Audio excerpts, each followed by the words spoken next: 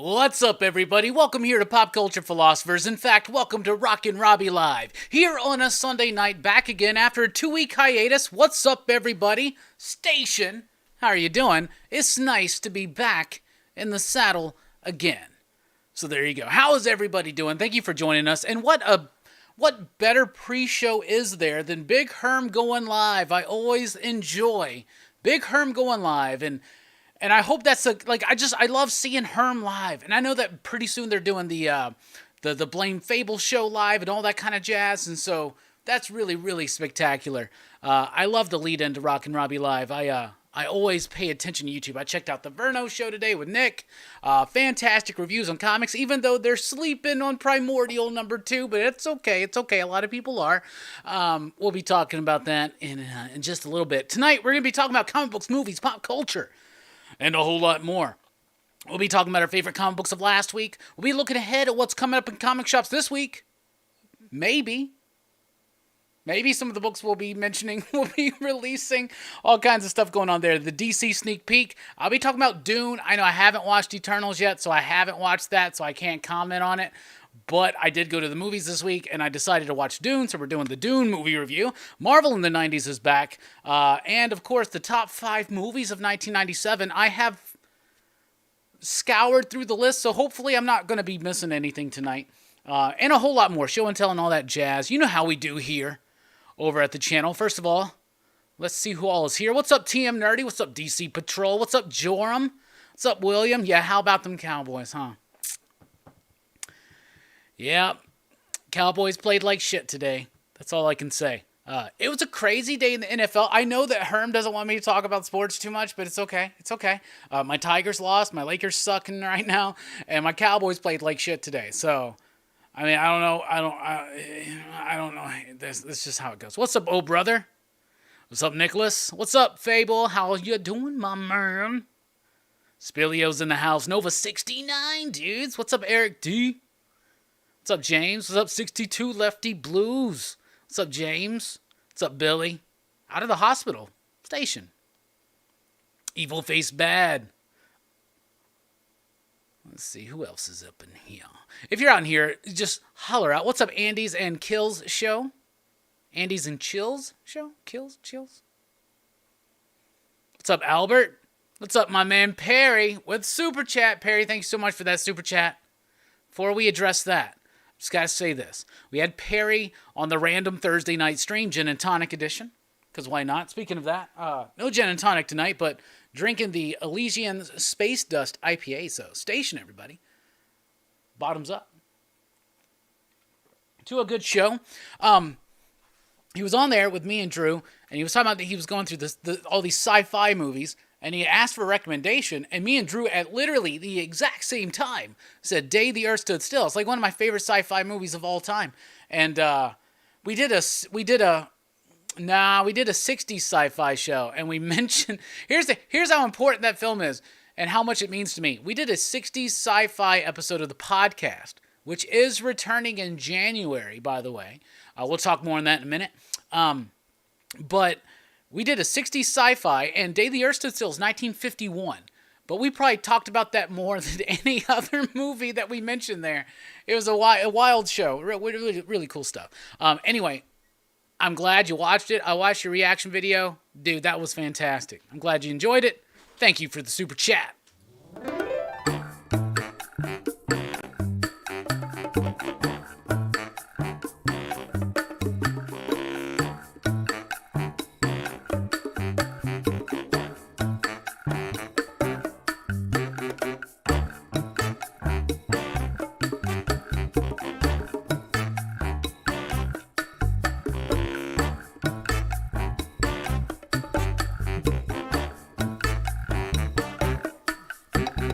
Let me tell you about this little man I know.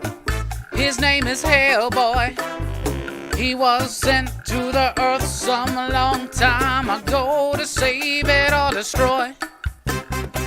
Brought to this earth by Rasputin, son of a demon and a nun who had a sex with the demon, but was raised by Professor Broom. Now he fights evil and monsters. Shit. And he fights with the man who's a fish named Abe.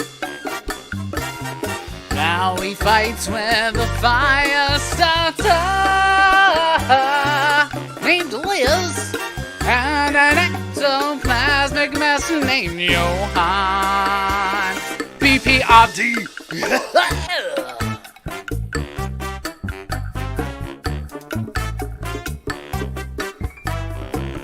A righteous Hellboy song for a righteous super chat. Thank you so much, Perry. Everybody needs to go check out Perry Comics, by the way. One of the mods, if you will, please, one of y'all out there in the fantastic PCP Army Bad Batch, if you would not mind throwing a link to Perry's channel. People need to sub up. He does great movie reactions. Sometimes he talks about comics. He's going to be on the show this week when we talk about Donnie Darko. So that's really cool. So we got a lot planned for this show. We got a lot of excitement coming up. But the show, of course, is driven, fueled, if you will, by your questions, your thoughts, your comments, your concerns. Get them in. What do you want to talk about? And while you're doing that, let's talk about what you can expect out of PCP this week. First of all, of course, join me tomorrow night over at The Experience for the Comic Collectibles Show. I'll be doing a little bit of a preview about what's going to be on sale and available coming up on that show later on in this show. But it's a fantastic, fun time with Rex and John from Dynamite, Dynamic Forces. It's always beautifully fun. And I guarantee I'm going to talk about spam again. It's like my little bit. Like, if I'm going to... Like, it's just my Andy Kaufman-esque type thing. Like, I'm going to seriously try to bring up spam as naturally and as organically as I can in each episode of that. So I think that's pretty freaking cool. All right, Thursday night here on the show, 8 p.m. Central Time, we got Justin Richards on. He's got a new Kickstarter for a project called I Only Have Eyes for You, which I have to say, like, I only have eyes for you. That kind of a thing, right? And then, of course, Friday night at 9 p.m. Central Time, PCP Movie Night returns after a week hiatus. Of course, we had to take a rest after Horror Fest, but we're back with Donnie Darko. Dylan's Horror Show on Saturday night. We're going to be talking about Legend.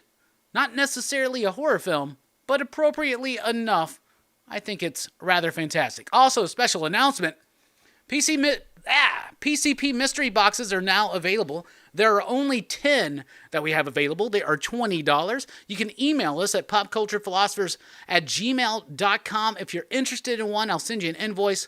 First 10 to email us, of course, those are the ones that they're going to be available. There's only 10 available, but they are available for a special price of $20.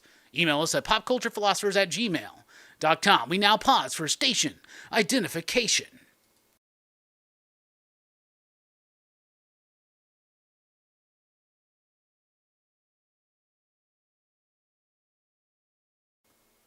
And we are back. What's up, everybody? Happy to be back. It's been forever. For real, for real, for real.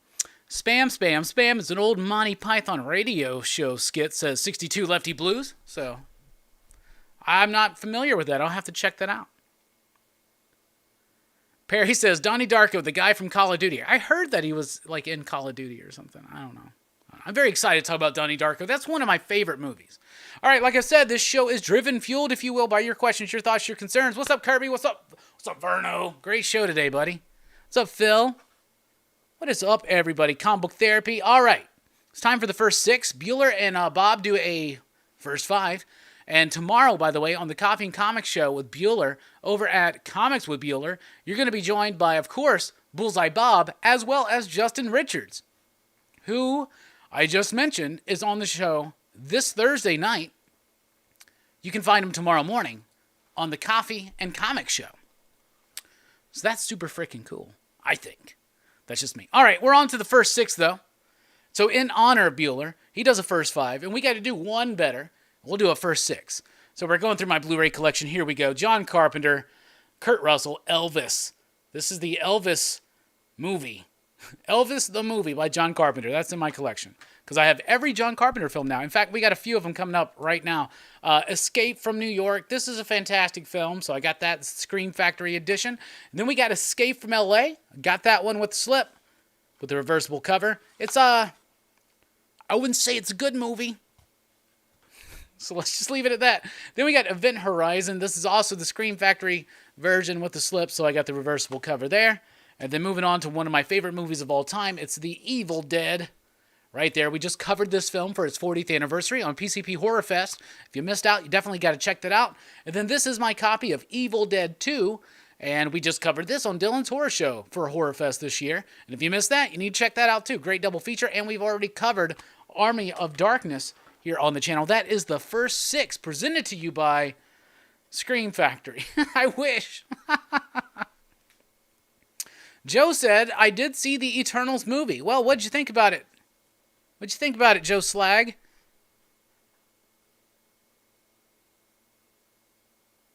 DC Patrol says, I kind of love Escape from LA. Okay, fair enough. I'm just saying, I wouldn't say it's a good movie. It's a movie I obviously own. And I own it in the most prestigious format that it's available in currently. So that being said, Escape from LA was a hard pill to swallow, that surfing scene. Yeah, I know, man. I know. Yeah, I know. There's some duds in the Carpenter. There are some duds in the Carpenter. What's the damn? I can't even think about the word right now. I want to say collective repertoire or whatever, right? There's some duds there. Catalog. That's what I'm trying to think of. There's some duds in the Carpenter catalog, but for the most part, I think it's overwhelmingly good. But I do hate that he kind of wraps up his film career with The Ward, which is not a very, very good movie. Yeah, Bruce Campbell's The Crazy Doctor is pretty cool. Yeah, Shen, you're right there on the money. Catalog was the word I was thinking of. Yeah, I haven't seen Eternals, but I did see Dune. We'll be talking about that in just a little bit. What's up, Trade Paper Dad? Station. Well, I didn't do the whole bit where I was like, follow us on Facebook, Instagram. I'm on Twitter, The Rockin Robbie, at The Rockin Robbie. And patreon.com/PCP if you want to support the channel. We're adding some new things there. In fact, let's go ahead and talk about this. The podcast returns in January. Very excited for that. The way we're doing it now is remotely. We're doing the podcast remotely, so it may not sound as clean as it has in the past. Because we used to always do the podcast in one room together, right? But I want to interject more outside voices, more guests and things like that. And I want to eventually build up to having semi-celebrity guests, right? Like I'm talking about like low-level celebrities. That's what I'm aiming for the podcast, right? So we're going to start doing it remotely. Eventually we'll start doing some more stuff in-house and then have the remote guests come in that way, but we'll see. But anyway, so for now, as a test run, but for now, what we're going to be doing starting in January is bringing the podcast back. And we're going to be recording it through StreamYard. And then I'll take the audio out, try to do what I can with it, and we'll release that as the audio-only podcast available to everybody for free on iTunes and all your other podcast formats, and then, of course, here on YouTube. But if you are one of our patrons, one of the things you'll get to do is you will be able to actually watch the live recording of the podcast. Which is, we used to do this podcast preview back in the day, so it's kind of like a format of that. But if you're up, and this is going to be for any level of $5 and up, you're going to be able to watch the live podcast as it's being recorded. So if I do happen to edit something out, you'll get to see it. And if we mess up, if we fuck up, you'll get to see it. But you will only have access to the video live recording on Patreon for $5 or more at that level. And there you go. And of course, for all levels, you're going to be available to get the downloadable audio-only version of the weekly comic book review. People have asked if I would release it as a podcast, and I'm like, I could, but it's on Patreon at any level of support, so you can get it there. Have you teamed up with Rob from Comics Explained or Cape Joel? I have not teamed up with Cape Joel, but I have had Rob on the show. We did that earlier this year.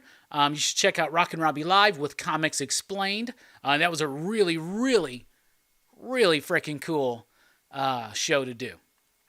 Maybe one day we can have him back. Rob's super cool dude. And I'm Team Rob as well, right? Because I'm a Rob as well. Verno says, great idea. Looking forward to the podcast, bro. Yeah, man.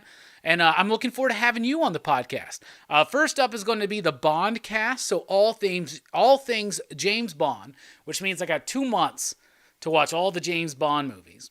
Okay? So I'm very excited to do that again. It's been a while since I've done it. In fact, last time I watched all the Bond films is when we did the Bond cast the last time for the Smilerell show, which was one of the lost episodes that got deleted. I never edited to get together. It was a fantastic show, but it was long. We had 7 people. We wanted to have 7 people on that show for 007.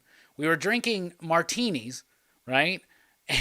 And it was a long, fun, drunken night, and the show was actually really good, but it never got put together. That was when the show kind of dissolved into an indefinite hiatus before PCP formed, and then that I used to have this Mac, and it died, and that's where we lost that show. We lost that show, so that's what happens there. But we're doing the Bond cast again. We're going to be ranking our favorite Bond films, top 5 favorite Bond films from all 4 of us. There's only going to be 4 of us there. It's going to be me, John, Drew, and Justin. That is the core 4 of the PCP podcast. I'm very, very excited to be bringing that back and having a good chat with my homies. We had Drew on the show Thursday night. That was super, super fun. Haven't talked to him actually in a while, so that was really, really exciting and kind of got the ball rolling on what we wanted to do. Second episode back is going to be comic book villains. We're going to be ranking our top 5 favorite comic book villains. Of course, the podcast is more than the top 5. If you're not familiar with it, we got like over 40 episodes available. You can check them out on iTunes, on YouTube, on other podcast formats. But the cornerstone of each episode is at the end where we reveal our personal top 5 favorites of whatever the subject is. And we've covered a lot of topics, but we're doing comic book villains, and on that one, we're definitely going to have Joe Corallo joining us, so he will be our first out-of-town guest since we're doing it remotely, and I'm very, very excited for that. And okay, Masket is here. What's up? Let's see here. If Todd McFarlane is at the Comic-Con special edition, I can say that Robbie would like to talk to you from PCP. Please do, Joe. I would love to talk to him. Oh Brother says Eternals was a 6.5 to a 7, I guess out of a 10 rating. We would call that like a 3, 2.5 to a 3, you digs. Maybe a 4 point. Like, yeah, that's like a 3 to 3.5, you digs. I had it right the first time. The ending was a bit messy. Still don't know why they needed Whedon Steppenwolf in me. What? Spoilers.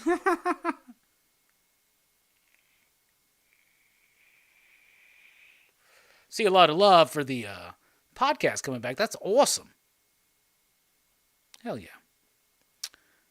Go Flow Old Fog says, I really liked Eternals, better than Escape from LA, but not as good as Evil Dead or Event Horizon.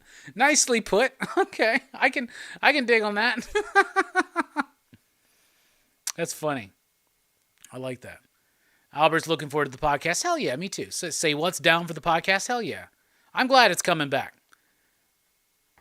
Thoughts on Newburn, Robbie? I really, really liked Newburn. I thought it was good. Here's what amazed me. This is a world we live in currently as comic book fans, where this is the exception to the rule.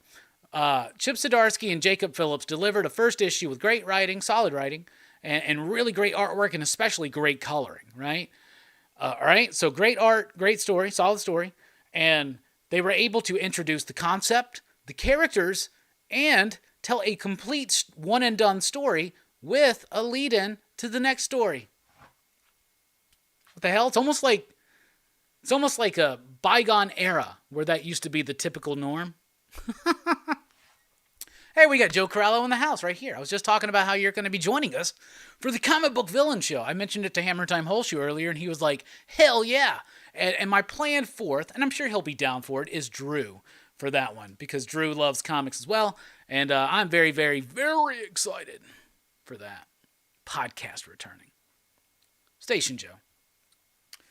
By the way, everybody needs to go check out Beckstar. It's about to be releasing in graphic novel format. Beckstar was fantastic.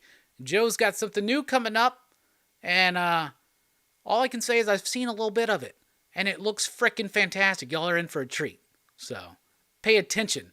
Watch this space. Pay attention to the name. The Corralo of the Joe. Top 5. Who are the 5 greatest rappers of all time? Dylan. Yes. Let's do it. Oh, you're welcome, Joe. Thank you. Thank you for being here. What's the podcast called? Tannen, it's called Pop Culture Philosophers. Oddly enough. It's available here on YouTube if you're having trouble finding it on iTunes. I don't think we're on Spotify. If we're not, I guess we need to change that. But we are on iTunes, and a bunch of other podcasts just pull from that, I guess. They pull from the RSS feed or whatever. But all those podcasts are here. If you look on our main page here on YouTube, you can find a playlist where all the Pop Culture Philosophers podcast episodes are. And they go back like over 5 years old. They're over 5 years old, man. 62 Lefty Blue said, reread Beckstar today, Station Joe C. Well, here's the question. Did you like it? I haven't gotten to read it again. I have read each issue multiple times, but I haven't gotten to sit down and read it all as one. I'm really looking forward to doing that physically. Most of the time, I read this book digitally because I read it a little bit before. So I can't wait till I get that graphic novel. Or I can just find where my damn comics are and just sit down and read them.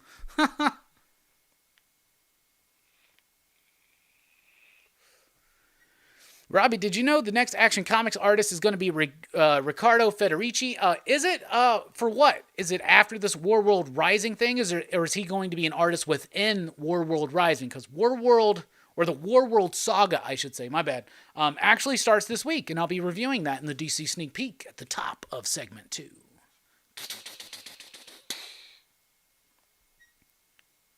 But that's exciting. Didn't they work together on... that was the cat that worked with Philip Kennedy Johnson on Last God, right? That's one I've been meaning to dig back into, because I just read the first couple issues and it was a little too... honestly, it was a little too D&D for me. But so I just decided to wait for it. Part 3, that's cool. That's really cool. His art's completely different than Daniel Sampere. Or Sampere. I don't know how we're supposed to say his name. It'd be interesting to see how that works. But I'm excited for it. I'll tell you, I don't want to spoil the DC sneak peek. Here's the sneak peek of the DC sneak peek. I loved the latest issue of Action Comics. I thought it was pretty fucking dope. Brian's in the house. What's up, Brian? What's up, Emmanuel? So we've been talking to Tim. What's up, brother? What's up, brother? Bruddy? Bruddy means brother and buddy together. That's PCP slang for you right there. You never know what you're going to get, right? You never know. Hey, by the way, Marvel in the 90s tonight. I don't know what we're going to be talking about, but there may be a visual hint somewhere on the screen right now. So you don't want to miss that. That's going to be coming up soon.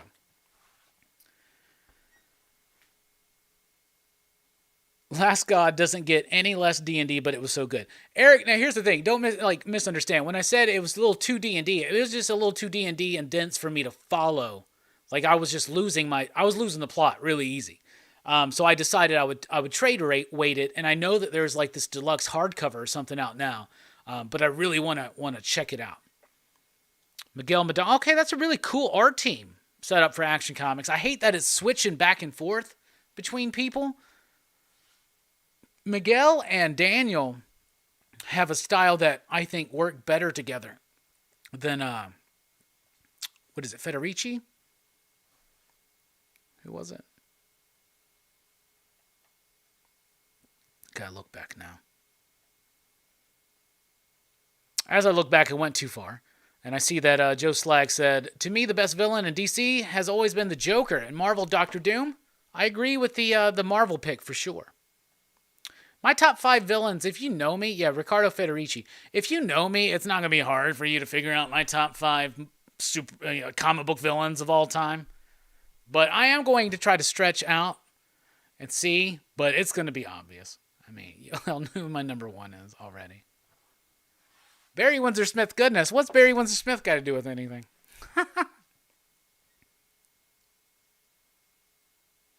I just looked up Pop Culture Philosophers on iTunes, and there's a different podcast. I don't think it's yours. Last show was 320. No, that sounds right. That sounds like us. Last episode was about Kevin Smith. It was about Kevin Smith movies. That was the last time we did one. That sounds about right. The pandemic happened. We had literally been on a hiatus for like the winter season, and we came back and we did one episode, and then the COVID shit happened, and then we just kind of didn't do anymore. That's probably it, though, to be honest. If that show from March 2020 is a Kevin Smith show, that's us. He's like, okay, that's you. Yeah, I'm pretty sure the link's in the description below, actually. Robbie, have you ever written your own comic? If not, what genre would you write? Eugene S. I have written comics, but I've never had one published. I've never had one really done or anything like that. I've edited a completed comic book. It's called Black Speck. It was a 3-issue series, all ages sci-fi. It's available as a graphic novel now. It's on Comixology, I believe. Black Speck, BLACK space SPECK, Black Speck. So I edited that one, helped develop the story a little bit. But no, I do want to. I have ideas, and my chosen genres, of course, would be horror and sci-fi. I have ideas for them. And I also have a 5-year plan for Blade that gets really epic in scope towards the end, but it starts off very small and true to the Wesley Snipes movies. The both of them. There's not a third Blade film. I don't care what anybody says. Robbie, did you know that Chris Cross will replace Tom Rainey for the 8th issue of Green Lantern, then it's back to Raimi? No, I did not notice that. I don't pay too much attention now to the artists and the solicits because they get changed sometimes, and I don't know, I just don't get to pay as much attention to the solicits for like ongoing series as much. I used to, but I really, really like Chris Cross, so that's cool. They've had a few artists on Green Lantern as far as I know right now. Green Lantern is a book I like. I don't think it's one of the best superhero books out there, but I think it's solid and I think it's good. And if like Jeff Thorne wound up getting like 40 to 50 issues to kind of explore this whole thing out, it could be like a really definitive, interesting run. But if it's just going to be short and then undone, it's going to be forgotten. And so I think Jeff has a lot that he could build out. And we would be in the early stages of that. The sad thing is now we have to judge things in so little time. And books don't get the space to breathe like they used to. Breathe has a TH, not an F, Robbie. But they don't get that, I don't know, like, I'm not trying to be like Comics by Perch or nothing right here, right? But like back in the day, like they used to like give a creative team a book and they'd let it run. And they do that for a little bit here. Like Jason Aaron's been having a long extended run on Avengers. Nick Spencer had his long run on Spider-Man, amazing, and of course Al Ewing and Joe Bennett had a really solid run. Like Joe Bennett was, for the most part, the entire artist on that book. There was fill-ins, of course, and arcs that weren't done by Joe, but like Immortal Hulk, I mean, that's cool. That's really cool to see that. But we're only able to really get that on flagship books, and still, like they're not hitting quite the same way. Where they're depending so much on early hype, and then it's almost like the book gets to just kind of, I don't know, like plod along, and then just kind of like slightly fall apart, and then have a decent enough of a lackluster ending. So I don't know. At $4 a pop, it's hard to give books room to breathe. Taylor, that's a really good observation. I agree. Price point's still too high.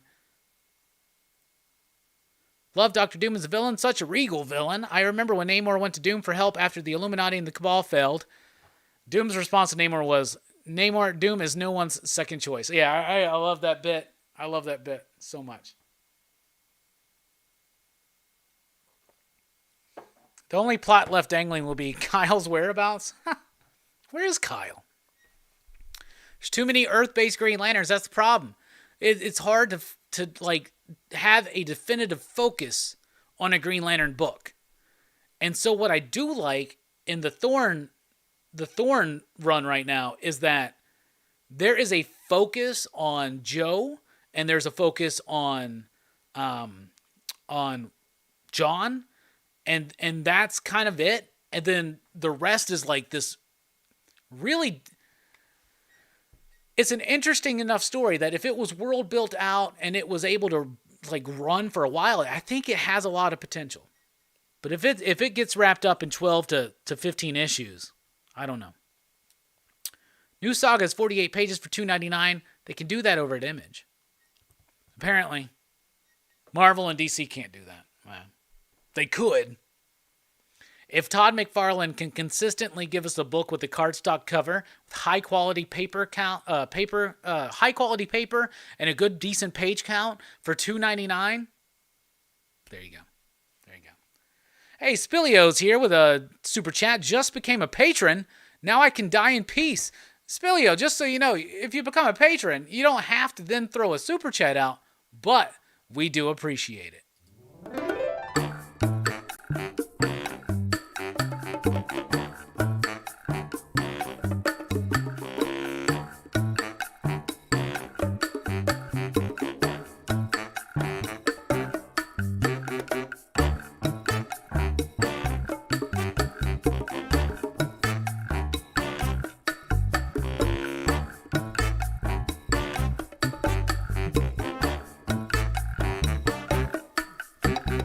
Let me tell you about this little man I know.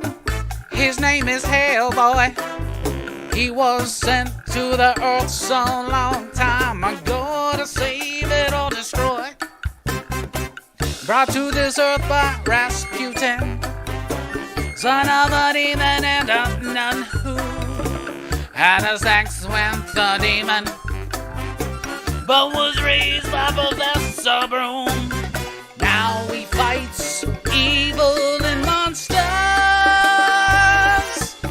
Shit. And he fights with a man who's a fish named Abe. Now he fights with a fire starter named Liz. And an ectoplasmic mess named Johan. PPRD.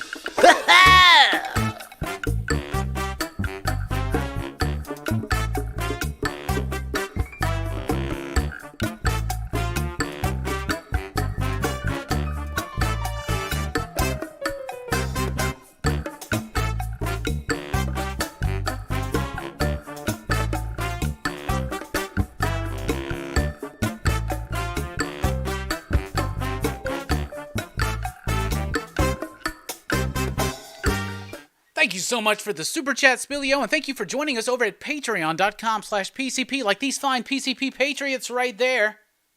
You'll see Spilio's name listed in there very, very soon. Anyway, thank you so much. Like I said, you now have access to a downloadable audio-only file of the weekly comic book review.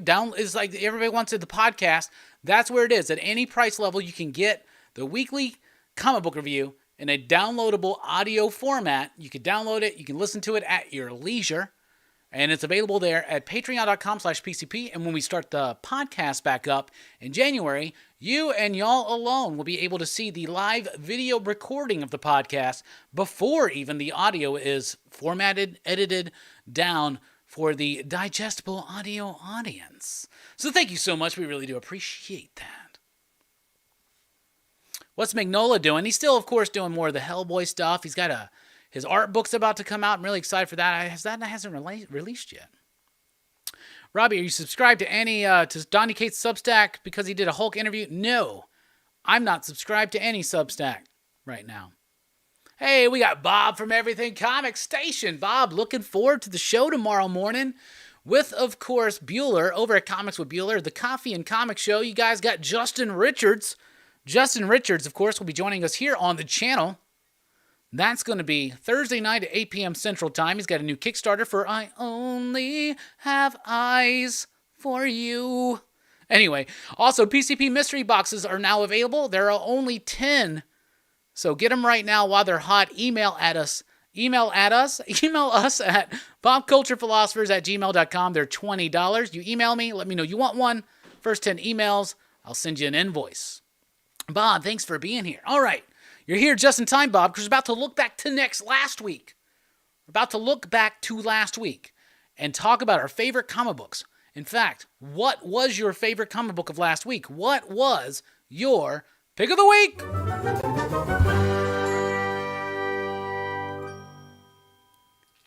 My pick of the week was Primordial number 2. Let me tell you why. First of all, there was a lot of really great comic books out last week. Me, You Love in the Dark, Human Target, Newburn, Swamp Thing. There was Silver Coin. Fantastic. If you want to know my top 10, check it out over at Gem Mint Collectibles. We just dropped our top 10 video yesterday. It was a really cool video, really fun. We're back to the old format, which I personally prefer. And there you go. Also, when I do release the weekly comic book review audio only available version for the patrons over at Patreon, I usually do like a little schedule update. Here's what's coming up this week, and I always reveal my top 10 there. Primordial number 2. First of all, We Three by Grant Morrison and Frank Quitely meets 2001, A Space Odyssey by Stanley Kubrick. That's what this is. There you go. Laika, the Russian space dog. Abel and Baker, the American space monkeys. They go off into space in our real reality. What is reality? Is this real? Nothing is real. There is no spoon, right? Anyway, this is an alternate take on that. Instead of successful missions, they actually lose the animals. And they tell everybody they died, and then they end the space race there. It's done, right? But there's something more metaphysical at play. There is some kind of form of contact with some kind of intelligence or an entity. And Laika and Abel and Baker come up with that, right? The first issue lays out that concept, introduces us to the main character, or at least what we think is the main character. But I'll argue that the main characters of this book are going to be the animals. Okay? So in issue number 1, and this is like 5-issue series, I believe. 5, maybe 6. I think it's 5. Anyway, so issue 1 was responsible for delivering the concept and the framing of the story. But the story, I think, is mostly Andrea Sorrentino and less Jeff Lemire. Okay? So think about that first of all. What that means to me is that this is going to be more of a visual book than it is going to be a narrative as far as script work goes. Okay? So I am anticipating that. I really, really am. And the artwork is amazing. And everybody has seemed to have loved this book, even though I have heard a lot of people say there wasn't much story here, okay? And I understand that, but they all say that the artwork is amazing. Look at this artwork. It's beautiful. The way it's laid out, I will say that the artwork to me is innovative. It is evocative of emotion and experience. This book presents itself as an experience rather than your typical standard comic book. 2001 is not your normal movie. We Three it kind of like pretends to be a normal comic, but it's quite an experience as well. But not quite like 2001 is. But look at the merging of the styles. That right there, a completely different style from Andrea Sorrentino than we get in pages like this. There are moments where we get really noirish, like on this page, really noirish looking artwork that almost looks very photorealistic, and then moments like this that are also incredibly realistic, but using very delicate and intricate and complex line work in a very simple format. The composition is absolutely amazing. And the work, like look at the two styles juxtapositioned against each other here on 2 different pages. Both splash pages, basically, for the most part, even though there's 2 smaller pages or panels that anchor that one down. Completely different. And it works. So you got one artist doing 2 different styles, blending it together. I think this is a book about the animals. more so, and their experiences. If you look at the work that Sorrentino does of emoting with the animals, like, let's be honest, not every artist can do this, but being able to, quote unquote, act with your artwork, like with people's faces, that is a skill that a lot of people know and can do. But very little people can do it with animals. So look at the nuance that's actually done there. Look at the actual facial, like look at the emoting that the animals do. You don't see that. Like you can see like puppy dog, sad eyes, like the typical type things. But there is a level of nuance in the facial expressions of these animals that add them so many layers of character depth and nuance. There's not a lot of words here. Like I said, I think this book is going to be Sorrentino's baby. I think it's more him, less Lemire. That means it's going to be more visual, and this is a book that reads very fast. I would encourage you to go back and read it a second, third, fourth time, slower each time, because this book tells us the story of Laika. It tells us everything we need to know about this. It introduces a new character that throws a wrench into what we thought the plot was developing into. And it adds that. So it is progressing the narrative forward, but very little, just enough. It doesn't over-explain anything. It just delivers an emotional and resonant punch with images. And this is like a story. And bruh, I want a Laika now. I want a Laika. That was my favorite book of last week. What'd you think about it? What was your favorite? What was your pick of the week?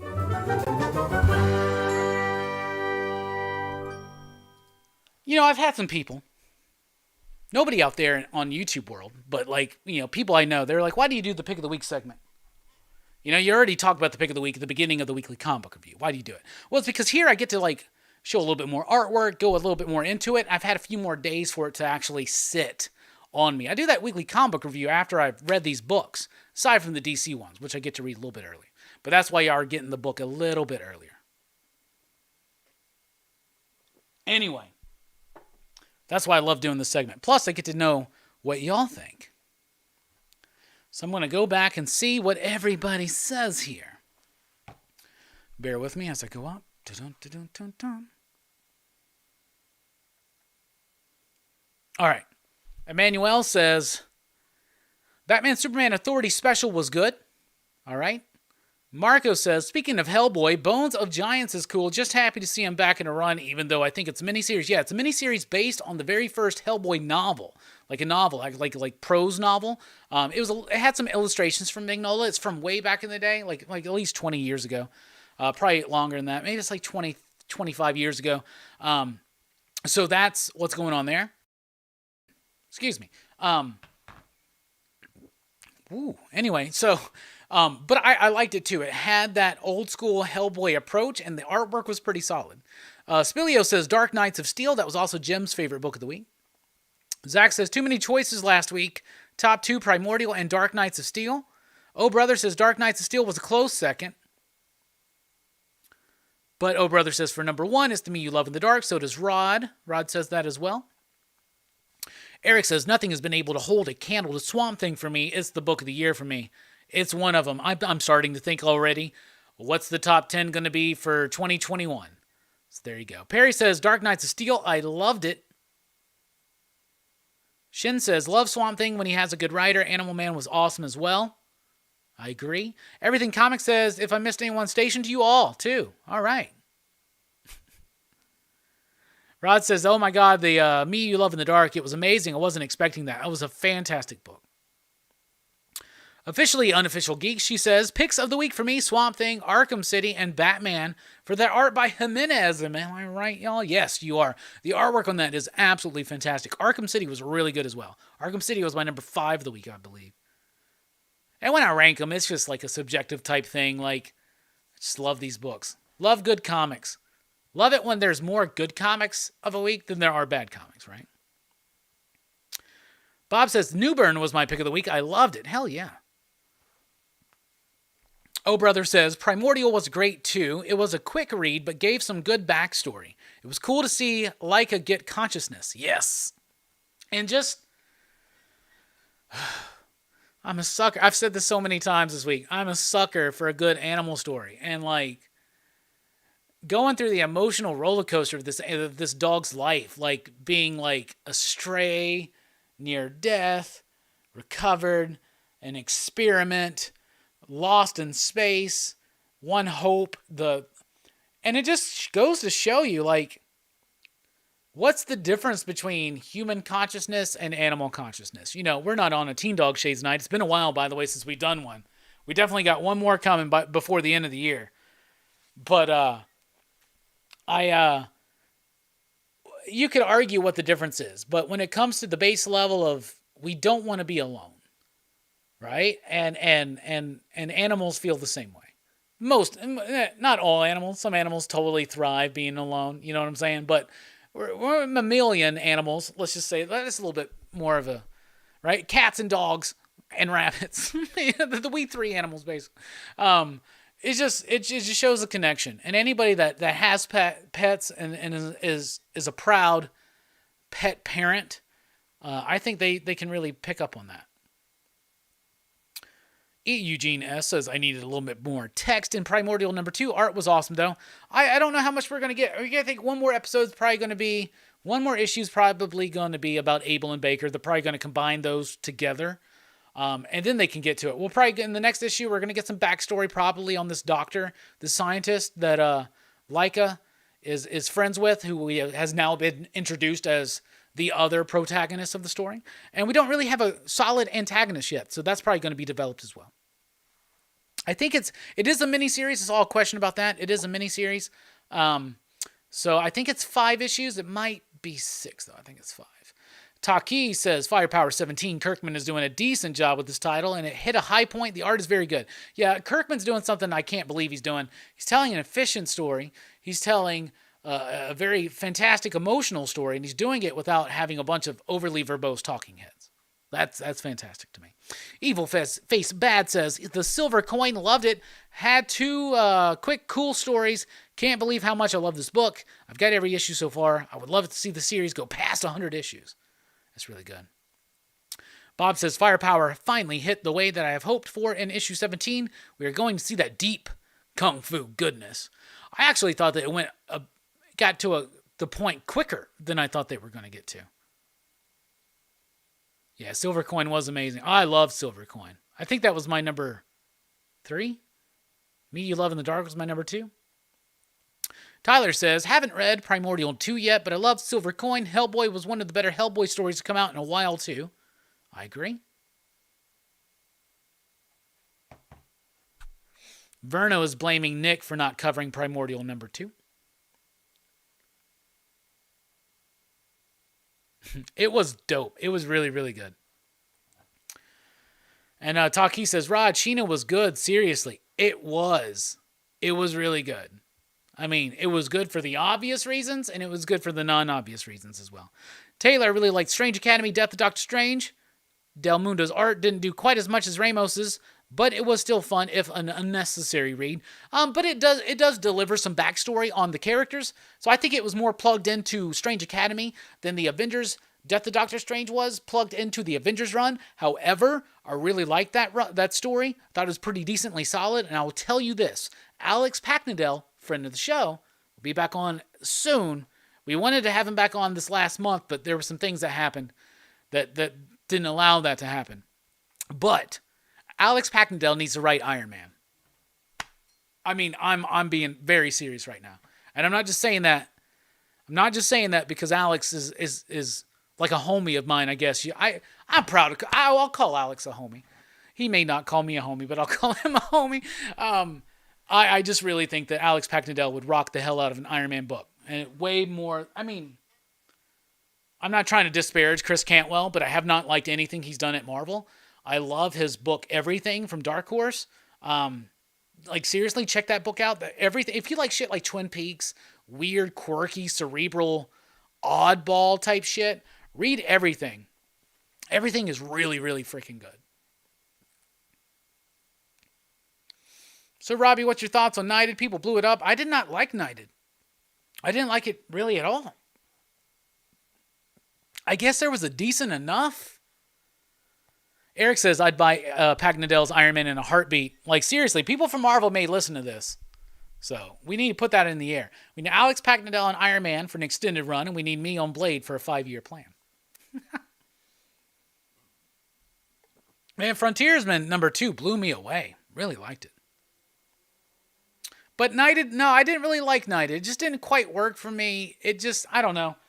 There's a lot of like parody on common superhero tropes and ideas, and I get it. I understand why, but I don't know. Albert says we need a good Iron Man book. Yeah, if you put Alex on an Iron Man book with a solid artist, I think you're going to get it.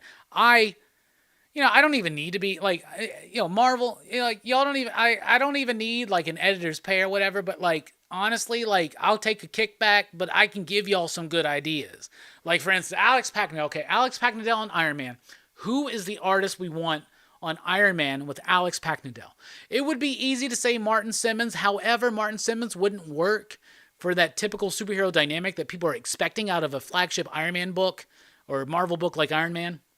And plus, he's doing Department of Truth, so we got to find somebody available. Ryan Bodenham, as much as I do like him in certain books, I didn't think his Iron Man work in this one was. I didn't think the work was that solid.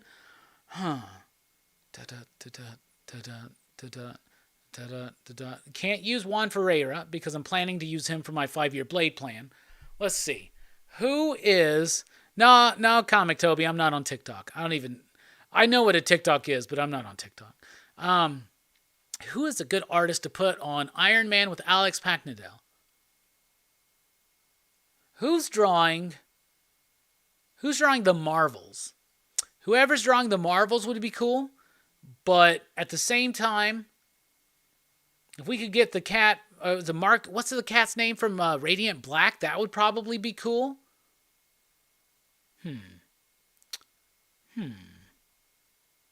I don't have a good definitive one. I have to think about this a little bit. Bring back Bob Layton. I'd bring back Bob Layton for a little bit. Bob Layton, I don't think, wants to draw somebody else's scripts. I think he would want to do his own. Oh my God, Verno. Pepe Larraz.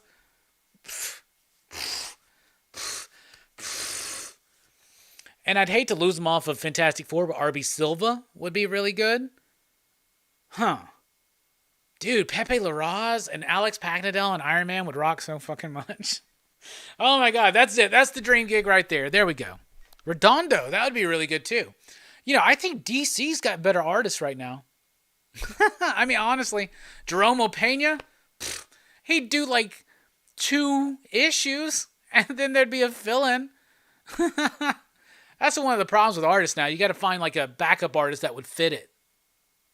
Capullo and Iron Man, brother. Come on.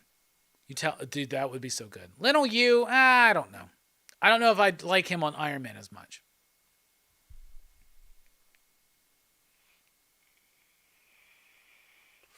We got Manny here. What's up, everybody? All right, my vote's I don't think it's gonna happen. But Alex Pagnadel and Pepe Larraz on Iron Man. Marvel, if you use that idea, I don't need anything.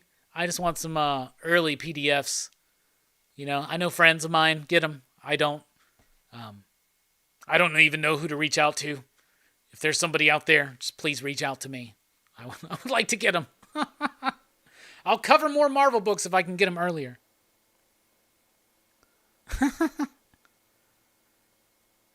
Fantastic Four has been awesome lately. I'm surprised at Slott. Yeah, me too.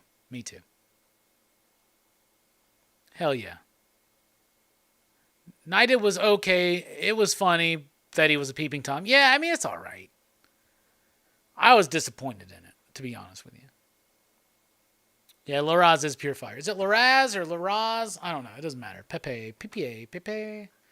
All right, what's coming up in shops this week? Well, let's take a look, but I'll promise you, I don't necessarily have the best list because, surprise, surprise, Diamond Sight has been down forever. Oh, it's up now. Diamond Sight is up. Holy cow. All right, the Diamond Sight's back up. Let's see. From Image Comics, We got Man-Eaters, Cursed, number 5. We got The Homesick Pilots, Volume 2, trade paperback. Ordinary Gods, number 5. Righteous Thirst for Vengeance, number 2.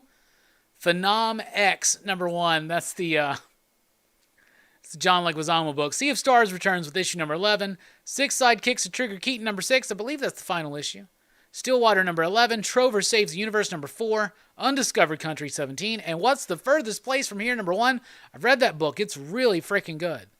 From Dark Horse, we have May's book, issue number 3, and The Unbelievable World of the Unteens from the World of Black Hammer, number 4, as well as No One Left to Fight, volume 2, number 2.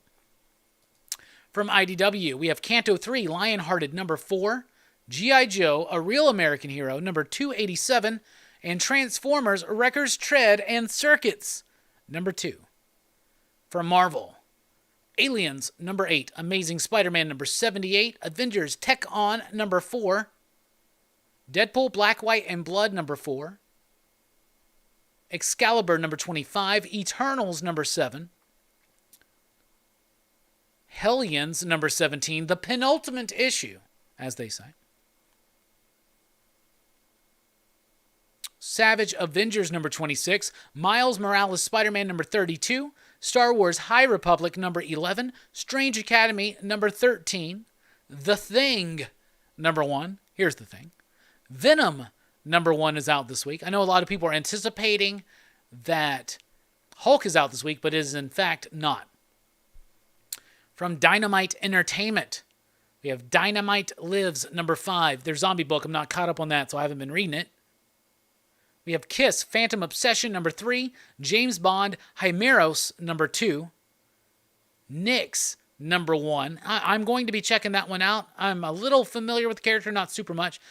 Sonya Versal, number 9, and Vampirella, number 25. That's a big deal issue into that current series, leading into the next stuff, focusing on Vampirella and written by Christopher Priest. From Boom, we have Magic the Gathering, issue number 8. Mamo, number 5. That's the final issue. Mighty Morphin, number 13. Regarding matter of Oswald's body, regarding the matter of Oswald's body, number 1's a new one. I haven't really heard about that one. From other publishers, let's see what we got. We've got Billy the Kid, number 2.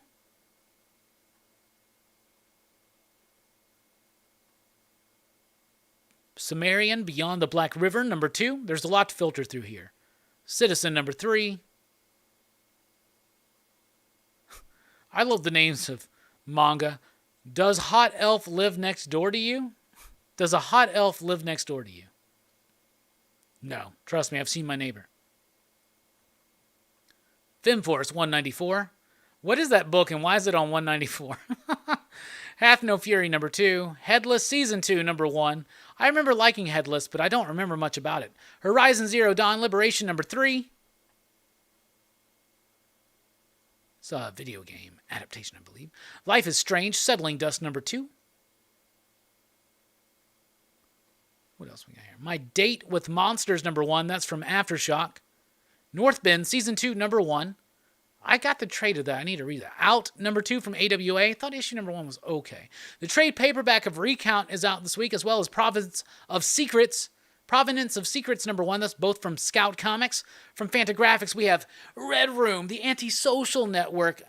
First trade paperback, oh my goodness, of Red Room. I love this book. If you're into torture porn, for lack of a better term. S Factor, number 3. Rick and Morty, Corporate Assets, number 1. What else we got here? Ooh, a new Shaman King omnibus. I have the first 2 omnibuses of that. I need to read it. I've been collecting some manga because I want to get into more manga and do like a manga report type thing, like Robbie's journey through manga, because all I've read is like Akira and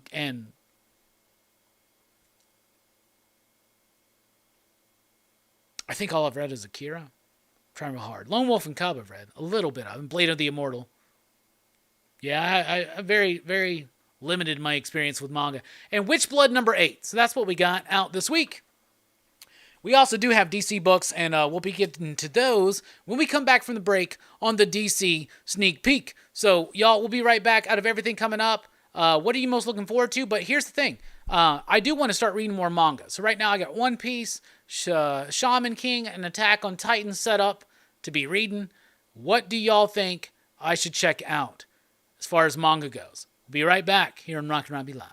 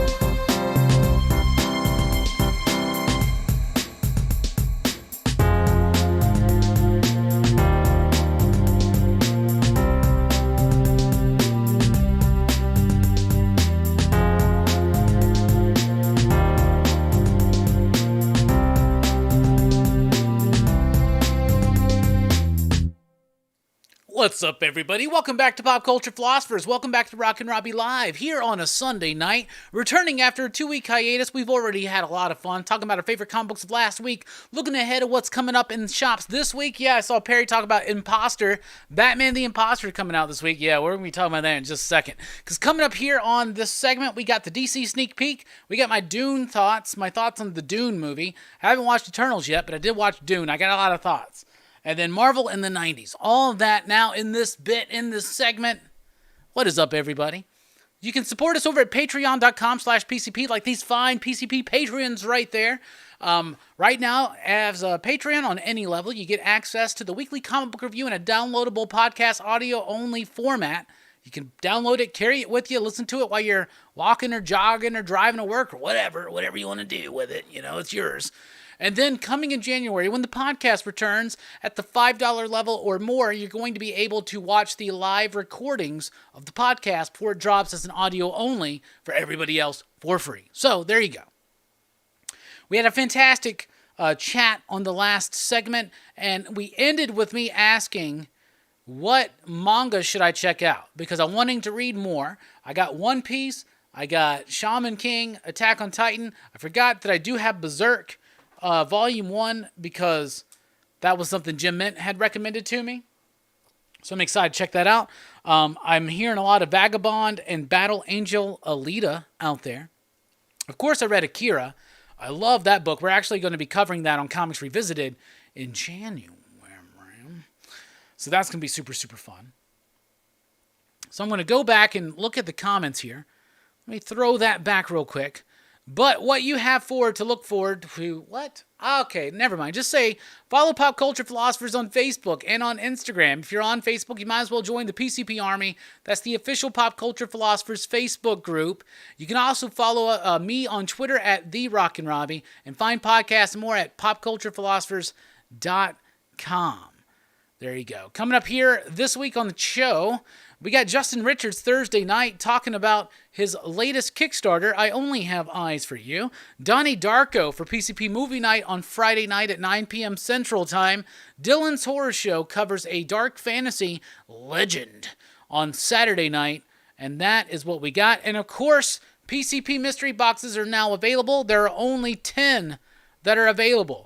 They are $20. You can email us at popculturephilosophers@gmail.com if you are interested. They will, of course, be curated comic book sets by me. So you'll get a variety of comic books, but you won't get, like, random-ass middle issue stuff unless it's, like, a cover thing. Some things I send is just, this is a cool cover, but for the most part, you're going to get first issues, maybe second issues for 1 and 2. You're going to get some good stuff. Trust me. We got 20 available. Let's see what the chat's been saying. Rod says, Batman the Imposter is amazing. Randy says, I have 34 titles on my pull list this week. Randy, you're like me. 62 Lefty Blue says, Fist of the North Star is great. You know, I got, they've been doing hardcover versions of that. My homie George used to always be into that, a.k.a. G-Funk the Snapdragon. He was always into that book, always recommended it to me, so I've been thinking about bringing him home and checking him out, but obviously with trying to do the Marvel in the 90s and the 80s and the DC bits and all that kind of stuff and keeping up with the new comics, like, trust me, I'll get to him when I get to him, but, like, I guess the answer to what is a backlog, bro, is you. Let's get deep for a second, right? Yeah, you're probably stacked super high this week, Randy, because there have been so many printer delays. So some books that should have come out, like Marvel had nothing come out last week pretty much. They had those Doctor Strange specials. They had Darkhawk. They had nothing, you know, like a couple Star Wars books. That was like it. It's like 5 or 6 books, man. It was like nothing. So You're going to start seeing some inconsistencies. You're going to have light weeks on some companies and then bigger weeks. Like we just had like a super light week with Image 2 weeks ago. And then last week was super tight, like large on Image and shit like that. So Marco says, One Piece is an amazing story. The reason why I checked out One Piece is because of Perch.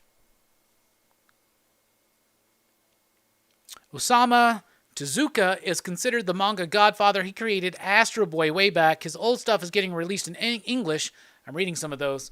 I saw somebody mention Junji Ito. My girlfriend Jamie is huge into Ito's work. I have bought her many Ito books as gifts this year, and in fact, I just this week got her Dissolving Classroom. So I've been meaning to borrow some of those from her as well. And we have the first omnibus of Astro Boy. One of my problems is, I hate saying this, supply chain issues. I can't find fucking manga. Like somebody said, Demon Slayer. Yeah, I want to read Demon Slayer. Nobody's got it. I can't order it from my shop. I can't order it anywhere else. A lot of, like I said, Vagabond out there.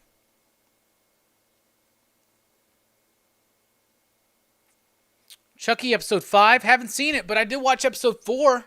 5's not out yet, Perry. It's Tuesday. I did watch 4, though. I'm really liking the Chucky series. I talked about it a little bit last night on Dylan's Horror Show, because it seems like we're just going to do a Chucky segment at the beginning of each one. Episode 3 and 4, for me, were like, they were still solid, but they're starting to like get really dumb with some story options, like some ideas with the characters, how convenient certain things are. But aside from that, I'm really, really liking it. I don't know about Concrete Jungle. I haven't actually read that one. I'm aware of it, but I haven't read it. Yeah, Chainsaw Man is another one of those ones I just can't get back in stock. But I do like crazy, weird stuff. Let me tell you that, bro. Let me tell you.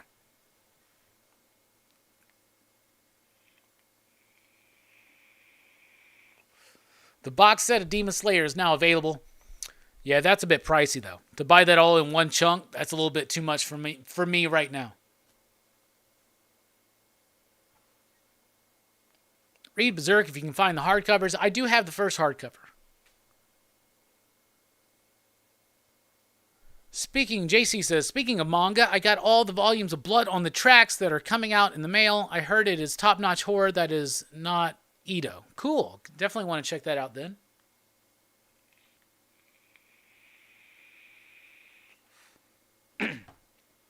Comic Toby with Super Chat. Doing business online sucks. Nobody wants to take cash, and all digital currency is crypto. Thank you for the Super Chat.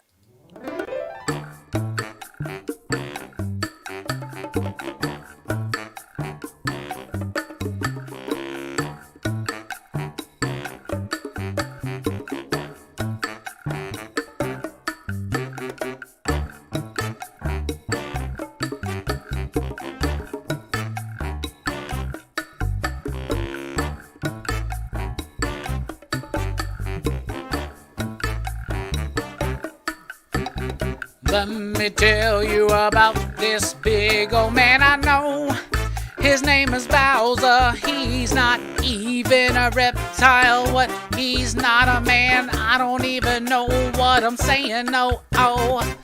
He's got the power to devour everybody in sight, and he's got the power to ignite the fight. Don't you know? He thinks he's in the right, but he doesn't know what to do against John Rambo.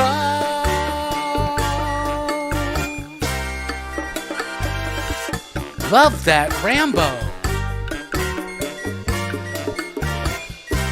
But some say he's Sylvester Stallone. I don't know, I'm alone. I'm just thinking on my phone. I don't know what to do. Kid Cudi with the station blade. Come and save the day. Rambo Bowser, what? Hey!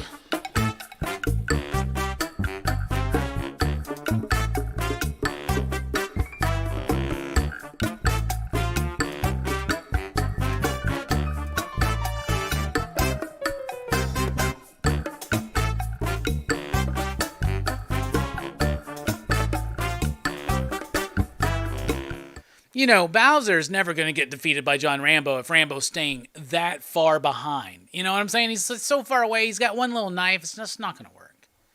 It's not going to work. There you go. Anyway, it's time for the DC Comics sneak peek.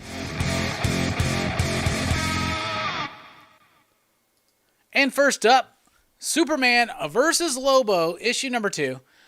I debated whether or not I should even read this because I barely remember. I didn't even remember what happened in the first issue. I'll be honest with you, right? But I remember that I liked it. So I started reading it. It's Tim Seeley and, is it Sarah? Yeah, Sarah Beatty and Mirka Andolfo. And like I said, I didn't remember the first issue. I debated reading this one, but I remember that I liked it. So I read this one. I'm glad I did. It's a long read, but it makes it worth the price. It's $6.99, of course, the Prestige Plus format that's on some DC Black Label books, out of continuity. Superman versus Lobo, what it is in the last issue, there's this entity that shows up. It's trying to do the right thing. Both Superman and Lobo are last sons of their world. Lobo, of course, killed everybody on his planet. Superman's origin is embedded in the tragedy of the loss of Krypton.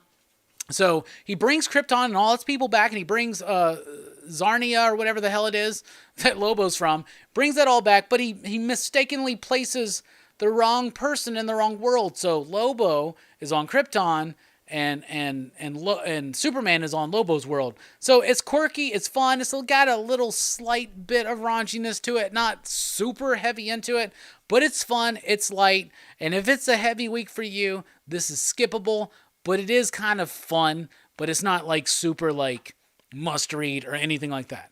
Batman Urban Legends, issue number 9, a book I want to drop so much because it's just this like overly indulgent, ongoing Batman family anthology, but they give us some good stuff and things. So I really liked the Alyssa Wong Batwoman story in the last issue. Did not like the conclusion of that story. Thought the Azrael story by Dan Waters was pretty solid. The Tweedledee and Tweedledum story by Sam Johns was okay, a bit on the nose.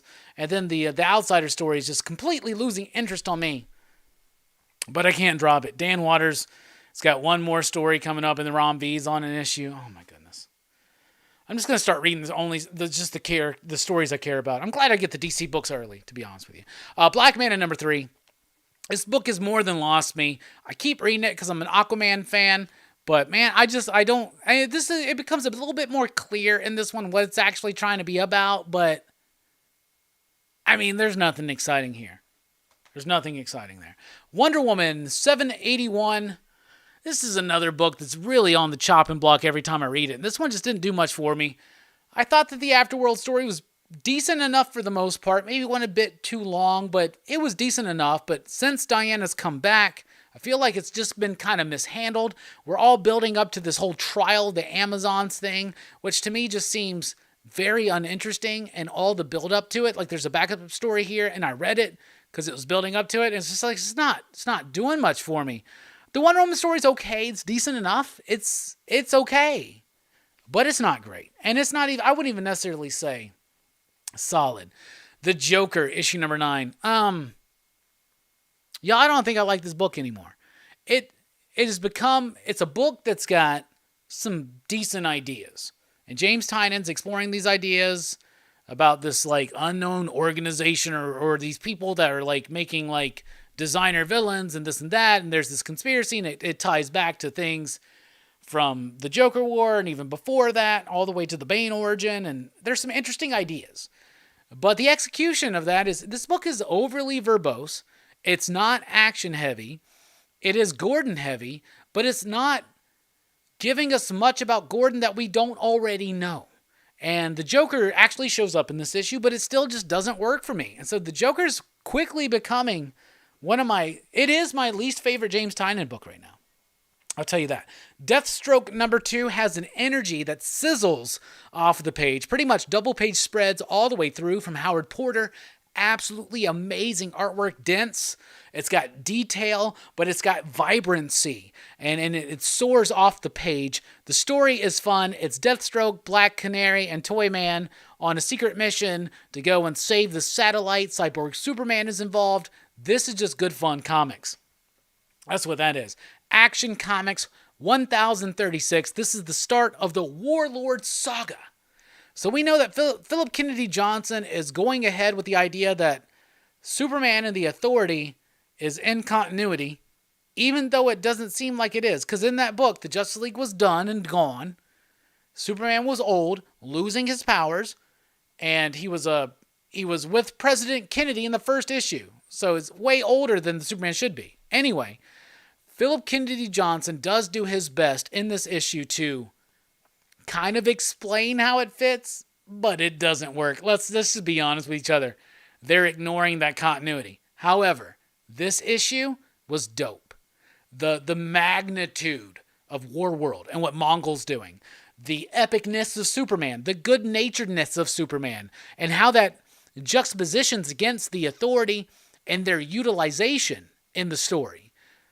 It worked for me, and I'm really excited. Big, fun, dense sci-fi epic rooted in classic, like, Roman gladiator type fiction from Philip Kennedy Johnson, Daniel Samperi.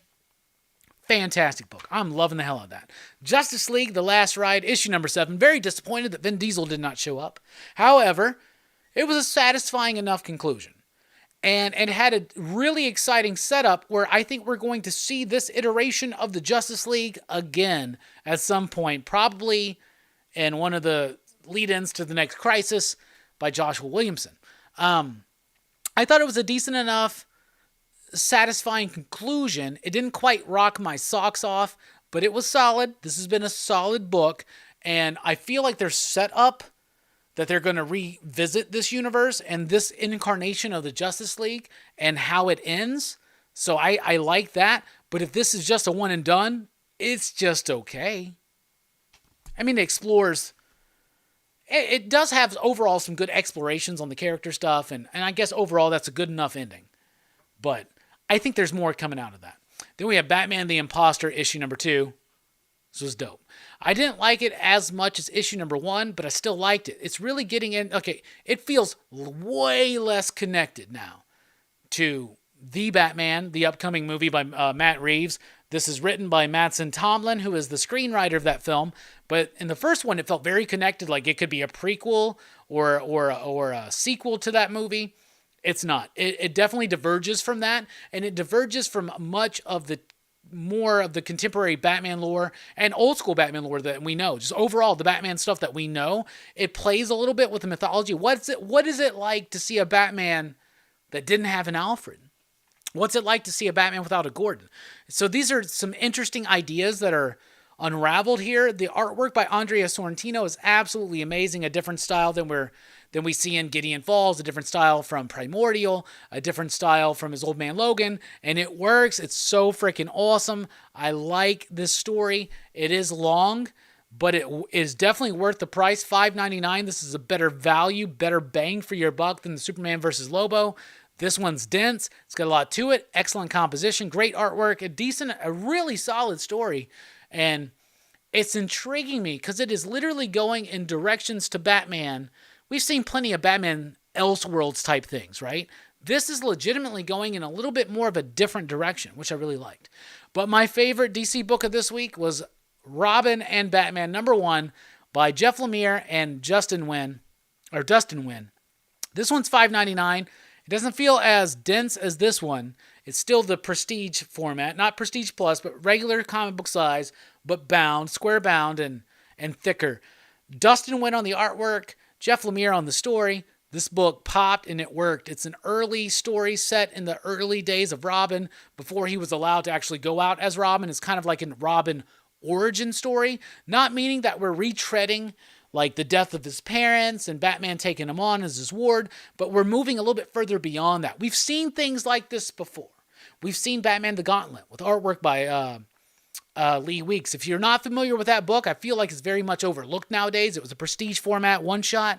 That book, Batman the Gauntlet, read that. That's Robin's first mission on his own, right? Like the test. So this involves some of the test, how he gets the Robin idea. It's out of continuity. There's a connection to Killer Croc that I thought was rather clever in its obviousness that no one's ever really put that together.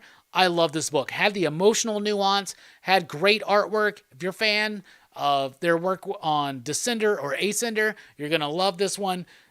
This was great. Dick Grayson fans must read. That was my favorite DC book this week. That's your DC sneak peek.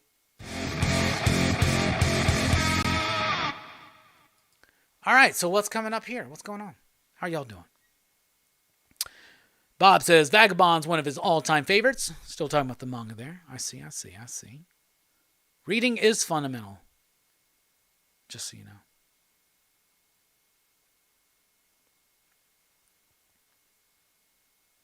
Nicholas says, chillin', switching throughout the YouTube comics community. I appreciate that. I love how you're bouncing back and forth. But I hope you at some point come back and watch the whole show. Because it's worth it, if I do say so myself. Stefan says, fell off Joker about 3 issues back. Yeah, me too, honestly. But I'm going to stick with it just because I just want to know what's going on. For real. Seeing that artwork from Robin and Batman, it is beautiful watercolor style. Yeah, they by now they've shown some previews. I'm sure they've shown the first few pages. So it's like Robin is like early on. He's trying to figure out how he's supposed to be. And there's an explanation in here as to why he chooses the name and why he chooses the colorful costume. But the dynamic between Alfred, Bruce, and Dick works so freaking well here that even though it's a story I've seen a few times, like I said, Batman the Gauntlet and Robin Year One by Scott Beatty and is that Javier? Was that Javi Polito that did that, or was that Marcos Martin?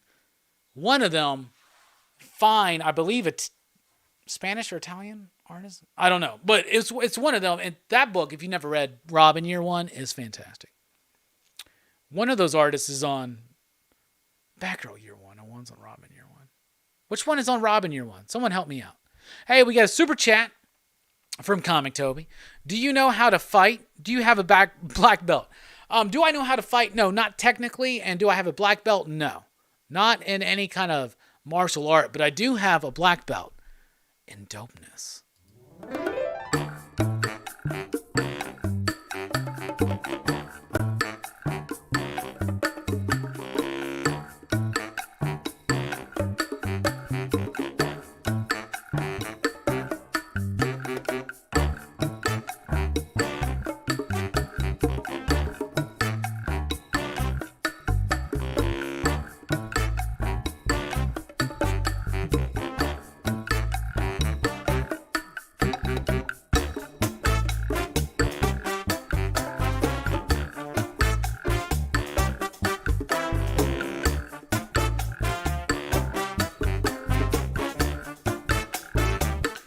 All right, we're back. What's up, everybody? Hey, we got...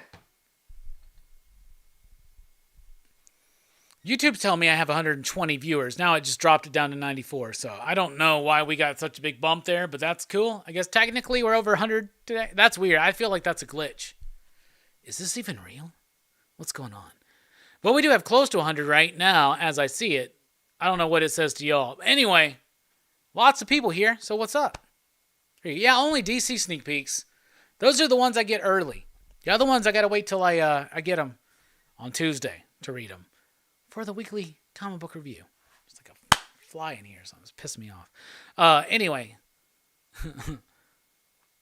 yeah, I'm excited for Hellions though. That's been like my favorite. Follow the path of nonviolence, says Sleepy Reader. I agree. Now we just drop down. The views on here, I don't understand. We just gained 30, then we lost 30, then we lost 30, and gained 30. What? What's going on? YouTube's weird. Anyway, we are super close to 12K subscribers. We're going to do a giveaway when we hit 12K, by the way. So, last I checked, we were 9 away, but it's been going back and forth or whatnot. So, hopefully we can hit 12K this week and we can do a giveaway. That'd be really, really super freaking cool. Jay wants to know, what is the best Bat book out right now? The best Bat book out right now, if we're accounting everything,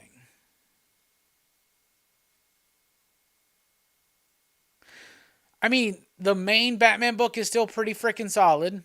Okay, it's decent enough, but the Fear State, the scope and the scale of it's kind of let me down. So there's that. But Imposter's pretty solid. This Robin and Batman one's good. That's more of a Robin story though. But I do like Batman better. Like as far as the ongoing stuff, like I like Batman the best. I will say.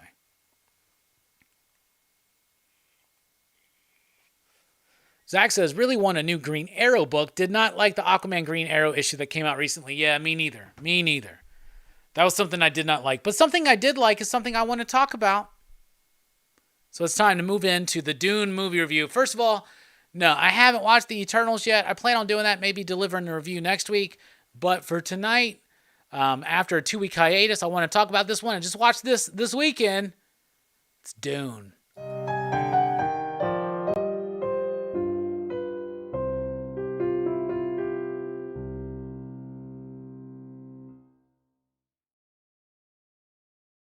So Dune. Man, this movie is fucking awesome, y'all. I freaking loved it. I loved it. So it's directed, I should say, by Denis Villeneuve. Denis Villeneuve, who did Blade Runner 2049, which is a movie I actually just watched this week for the first time and was actually let down. I watched it, obviously, because I knew I was going to watch Dune. I wanted to check it out before I saw this. I was disappointed by Blade Runner 2049, but not by Dune. Now, I have a vague recollection of the story of Dune because of the David Lynch film, but I haven't seen that in like over 20 years. But I loved this movie. I thought it was great. I've never read the book. I plan on it now. This is basically the first half of the story. Dude, I thought it was amazing. So the main character, Paul, from House Atreides, is Timothy Chalamet. I'm not familiar with this actor, but he actually 100% nailed the role. I was embedded into his story, into his journey. I absolutely loved it. His mother, Lady Jessica, by Rebecca Ferguson, is the actor. Oh my God, she's amazing in this movie, and it really is their story. And I was 100% ingrained into it, okay? And I know a lot of people are fans of the Dune world, like whether the movies or the TV show or the original books and all that kind of stuff and the expanded universe that there is. Like, I'm a newbie. I'm a newborn when it comes to this stuff. Like, I've seen that movie a couple times, the old school one from the 80s. I definitely want to watch it again. My favorite actor in this movie is Oscar Isaac. You know I love this dude.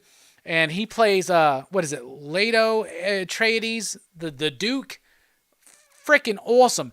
I was completely into the world, like, and understanding what was going on with him in particular, and the idea that the Emperor is afraid of them and setting up this idea that they need to go to harvest spice, and they're taking it away from, the Arcanins or whatever.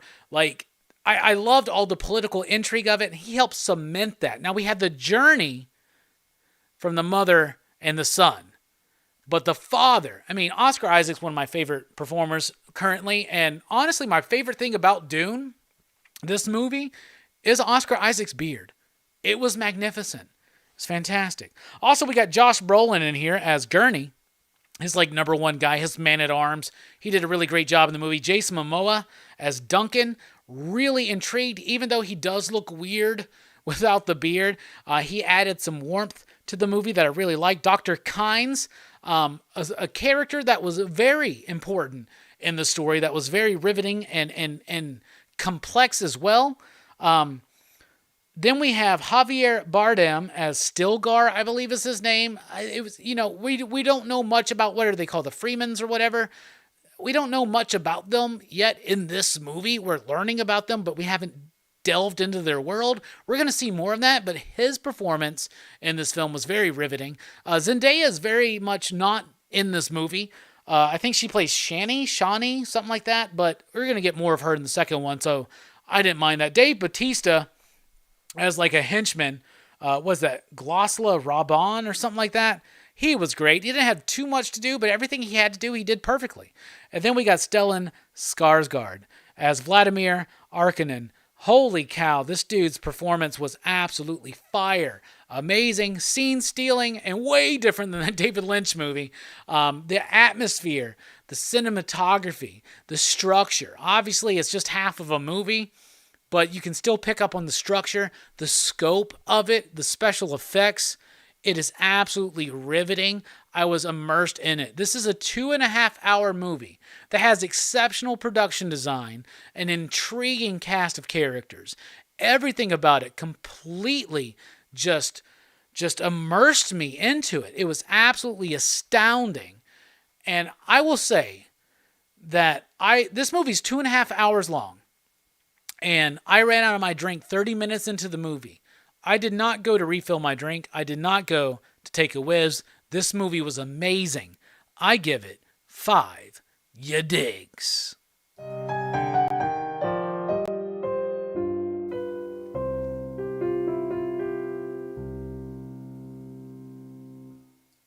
So what did you think about Dune? Did you watch Dune yet? What did you think about it? I want to know. How many ya digs out of 5 do you give it? Do you dig it? I really liked it. I liked it a lot. Like I said, it's been told to me that Dune is like one of the best sci-fi worlds ever created. I've never dived into that. Like I said, I've only seen that movie a couple times. Last time was like middle school, y'all. That was a long ass time. It was like 25 years ago, okay? So, I was there. I was 100% down. It didn't bother me the way it ended. I was riveted. I never lost my attention. I never lost my focus. And people have told me that they think I don't like long form things. Like I don't like long movies. I don't like long runs on comics. It's totally far from the truth. Like I love a good long movie. We're going to be talking about Seven Samurai, not this Friday, but next Friday, right? Donnie Darko's this week. But after that, Seven Samurai, a movie needs to be as long as it needs to be. I think this movie was perfectly... I thought it was great. I freaking loved it. I loved it. Holy cow, Dune was amazing to me. I freaking loved it. Javier Polito did Robin Year One. Yeah, currently on Ninjak. Hell yeah. Thank you. Figure Drawing says, oh my god, Rebecca Ferguson was in that Hugh Jackman sci-fi-ish movie. Bad. Horrid. Great actress though. Yeah, what was that? Reminiscence or something? That trailer looked too odd to me. I couldn't piece it together. I was out of it. I was out of it. Peace out, Rod. Taki says, like this movie a lot. Me too. Right now I'm debating my favorite movie I've seen new this year. It's close right now between Dune and The Green Knight. Like right now The Green Knight's got the slight edge. But Dune blew me the fuck away, y'all. Again, I got the book now, so I'm gonna read the book. But like, I loved it. So I'm on Dark Tower right now, the last book of the Dark Tower. I'm like 160-ish pages into that. It's like 1,000 pages. So I got to work my way through that. Excuse me. Then I'm gonna read the Buckaroo Banzai sequel because I've been waiting my whole goddamn life for that, pretty much. And then I'm gonna read Dune because that was awesome. And I'm now even more excited that we are getting, in fact, the Dune number 2. Like, loved it. Oh, brother gives it 4 ya digs. Should have called this segment How You Dune. You're right. I mean, that would have been a good one. I was thinking the other day about what to call the Hawkeye segment because, the Hawkeye show's coming up. And I think I've got it nailed down. Let me know what y'all think about this. I'm thinking about calling it Shooting Straight. Is Hawkeye great? So... let me know what you think about that. Dune was awesome, though. I loved it. Manny from Tomorrow Cinema says, loved it. A big fan of the 80s film, the miniseries, and the game battle for Arrakis. Great shit. Hell yeah. Albert says, I enjoyed it as well. I'm a huge Dune fan. Bob from Everything Comics says, Dune was amazing. I have seen it 4 times already. 5 ya digs for sure. Nova69, dudes, said, I liked it a lot better than the 80s version. It made so much more sense than the 80s version. Well, that was like a 2-hour movie or something, right? Like an hour and a half, 2-hour movie with the whole thing shoved into one. This is a 2.5-hour movie with just like the first half. So you're able to let it like breathe a little bit more. I loved it. I know some fans of the book. Jamie's read the book. But like they were like some things are like definitely shortened or whatnot. But I thought the pace was perfect. Like I could definitely tell when the end was approaching, and I was like, "Don't end yet, don't end yet, don't end yet." And I knew that like spoilers if you haven't seen it. I knew that Oscar Isaac was going to die, but I wasn't ready for that. I wasn't ready for that at all. Cannot wait for Moon Knight. I'll tell you that. Figure Drawing says, "Love Dune." Hell yeah.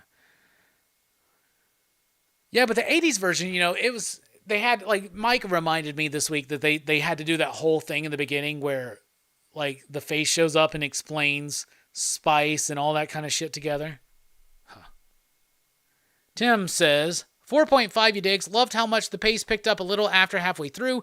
Definitely feels like one of the next great sci-fi sagas. Absolutely. Bob says, I forgot how much Wheel of Time drew elements from Dune. Cannot wait for that series to start on the 19th. I'm a Wheel of Time junkie. Drew from the PCP podcast, which is returning in January, is a big fan of Wheel of Time as well. Hell yeah. And we got some super chats to address Comic Toby. I am sure your father gave you some real training. No. My stepfather taught me a little bit of baseball. And also with the super chat, I want to watch Hot Wheels, the movie starring the purple car. So do I. I would really like to see that.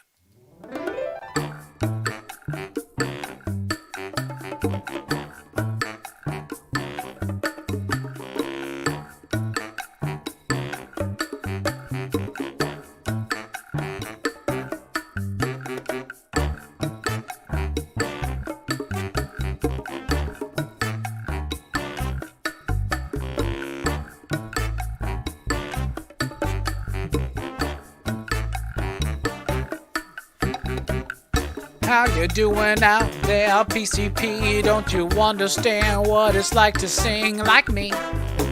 Sometimes you don't know what you should do, and so you just say something random like Mario. Ha!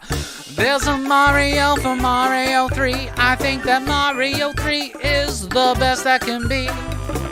Don't you know, it's just the way I see it, how I be it, how I treat it, and you know we gotta go retro.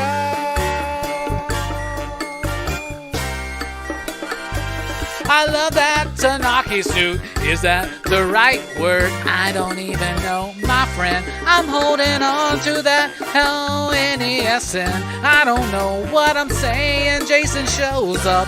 He's doing battle with Rambo. What's going on? Blade Wesley Snipes is here and we never know what's going on.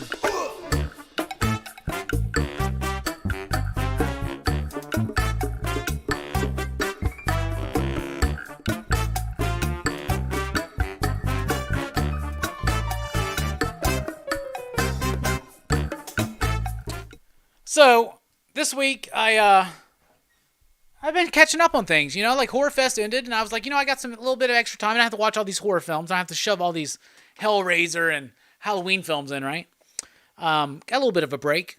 So, let me check out something I haven't watched yet, and it was Blade Runner 2049. I was disappointed. I thought it was long, I thought it was boring, I thought it didn't have a good point. I need to watch that one again. I started reading The Eternals by Jack Kirby, which I'd only ever read the first issue. So I read like the first 4. So that's the complete collection. I read the first 4. You can see my, for my bookmark, I'm using the new Fantastic Four card. Anyway, so it's really dynamic, energetic, really fun. It's like Kirby read Chariots of the Gods and then came out with this shit. That was really cool. So that was cool. Getting to read The Eternals for the first time. Finally got this back in print. Finally picked it up. So that was cool. Blade Runner 2049, though, just didn't really resonate with me. Didn't work. I love Blade Runner, man. I really do. And I watched the first episode of Westworld. And I know that some people have told me that it falls off after the first season or two. But, like, dude, that first episode was great. I loved how they subverted my expectations in that first episode. I thought it was really rather brilliantly done. Also, of course, watched Chucky. Still liking it. Liking Chucky a lot. 62 Lefty Blues says, Dune was good for you, digs. Albert says, I love Dark Tower all the way up to the Wolves of the Calla. Ooh, I like Song of Susanna. The start of Dark Tower is really long. I want to tell you that. It's like it's taking a minute to get me going there, man. It really is. That was it.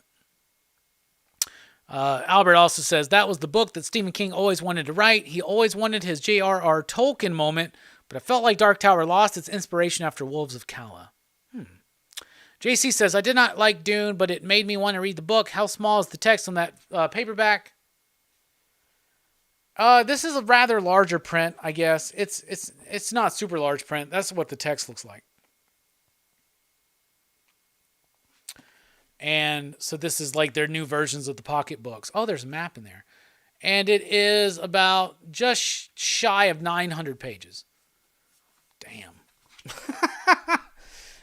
I'm not picking some easy ones. That damn Buckaroo Banzai sequel is freaking long, to be honest with you, for the print size. Holy cow. 62 Lefty Blue says, I rewatched Blade Runner 2049. Again, it gets better every time. I need to check it out.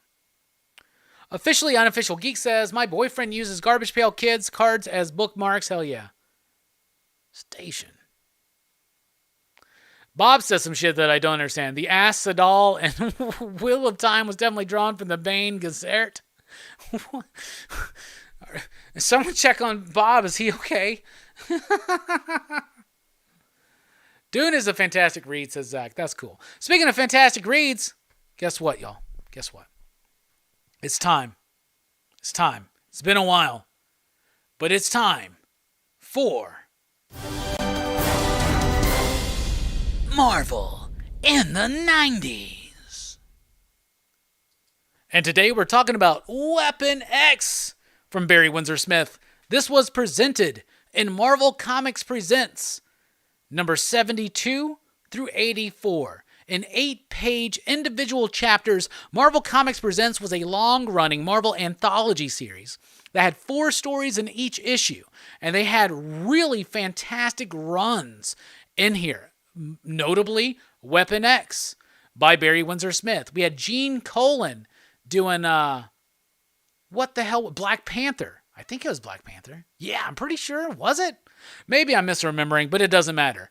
This came out in 1991, went through into 1992, and y'all, this was a game changer. I did not read this as it came out, but I heard about it shortly after it came out, and when the first trade paperback started trickling out in the mid to late 90s, I definitely checked it out. Barry Windsor Smith is a legendary artist in this industry, and this was the first time he got to write and illustrate a book, and he got to go back and reveal more about the origin of Wolverine. At this point, we had heard things about the Weapon X program, we had seen the animated series that was going on, but we never really got some of the intricacies of what was going on there. This introduces the professor, Dr. Cornelius, and of course the other woman. The artwork is amazing. It basically involves the Weapon X program finding Logan, just kind of out there drunk every night, working some kind of like security job or special forces job. They take him one night and they dump him into this tank and they bond adamantium to a skeleton. This is something that we have learned through many retcons that they had been attempting to do throughout the entire process of trying to create the next super soldier post Captain America. It doesn't get into that nuance. It just focuses in on the Wolverine adamantium stuff. They bond the adamantium to him. He keeps escaping over and over. The revelations of the claws, fantastic moments. The coloring. Barry Windsor Smith also did the coloring, and for the time, the coloring is absolutely fantastic. There is an hour-long episode that Cartoonist Kayfabe, you had both Jim and Ed talking about this run. That was immensely satisfying. This is such a great book. Wolverine basically keeps escaping. He's an animal. He's in and out of consciousness. At some point, they eventually start trying to control him. That's where we get the whole like battery packs and the helmet type thing. Bruh, it's awesome. The artwork is intricate. The detail is absolutely astounding. The composition of the pages, there's that look right there of Weapon X with that familiar helmet. Oh my goodness, look at that. You don't see comic book art like that. And look at the coloring. Now, this is the re-scanned coloring that doesn't quite pop the way it does. It pops more. It's a little bit more garish than it would seem in the newsprint version. This is something that Ed and Jim were talking about on their look back at it. Oh my goodness, though. This book's amazing. 8-page vignettes that make up one, for the most part, cohesive story. It is a little bit experimental. It is not in your typical Marvel House style of writing, where it's not like, here's what's happening, here's a clear, concise narrative. It actually has like this very cerebral, psychedelic, loose approach to it. Very Frank Miller, but even more less structure than that, and the panel design is absolutely amazing. It ends basically with Wolverine escaping, killing the professor and everybody else, but there's a little bit of ambiguity to the ending of this book where, no, they're actually still alive, and he's just kind of repeating these same cycles going over and over again, and it ends with him allegedly maybe killing the professor and the people behind Weapon X and escaping, but this leads and is picked up by Larry Hama and his Wolverine run, leading into the idea of memory implants, and we can't really necessarily trust what we know. Running through it again, look at the page composition. Look at the panels design. Absolutely fantastic work. Detailed, amazing anatomy, great layouts, amazing coloring. This is something that Ed and Jim were pointing out in their video. Being able to blend certain colors together that would be able to bleed into that newsprint material that would present these very nuanced shades of color that you don't typically see.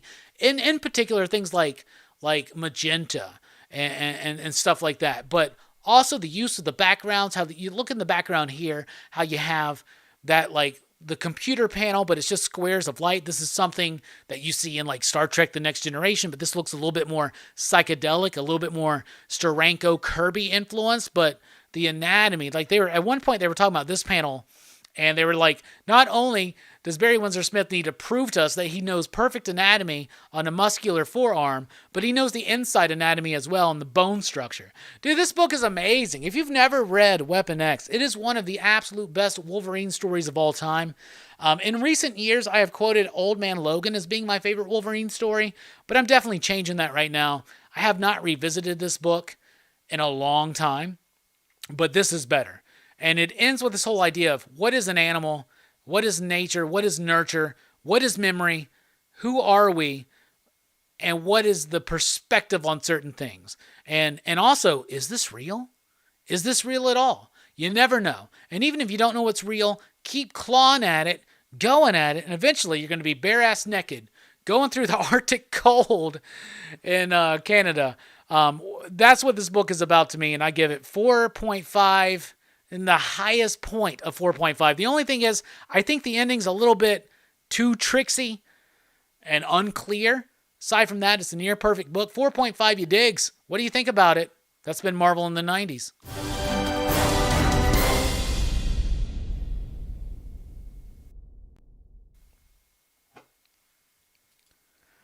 So let's take a look at the chat, and here's my copies of it. I don't have the original issue, sadly.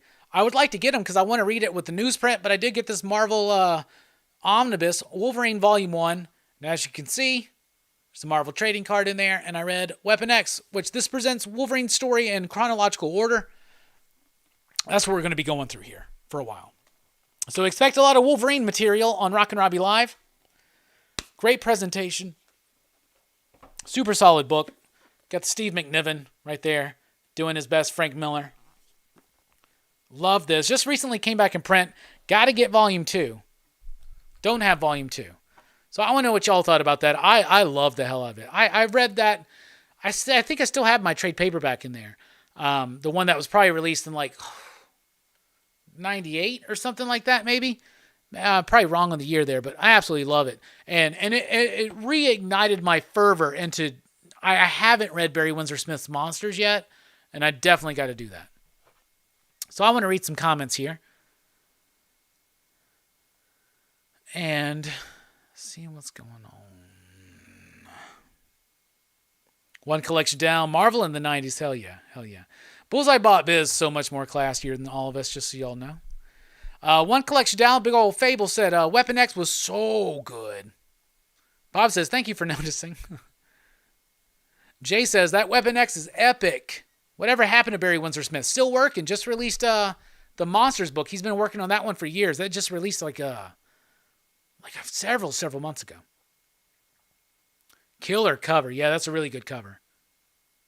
That's the what do they call it? The dust cover. The dust sleeve still has that. It's the same cover.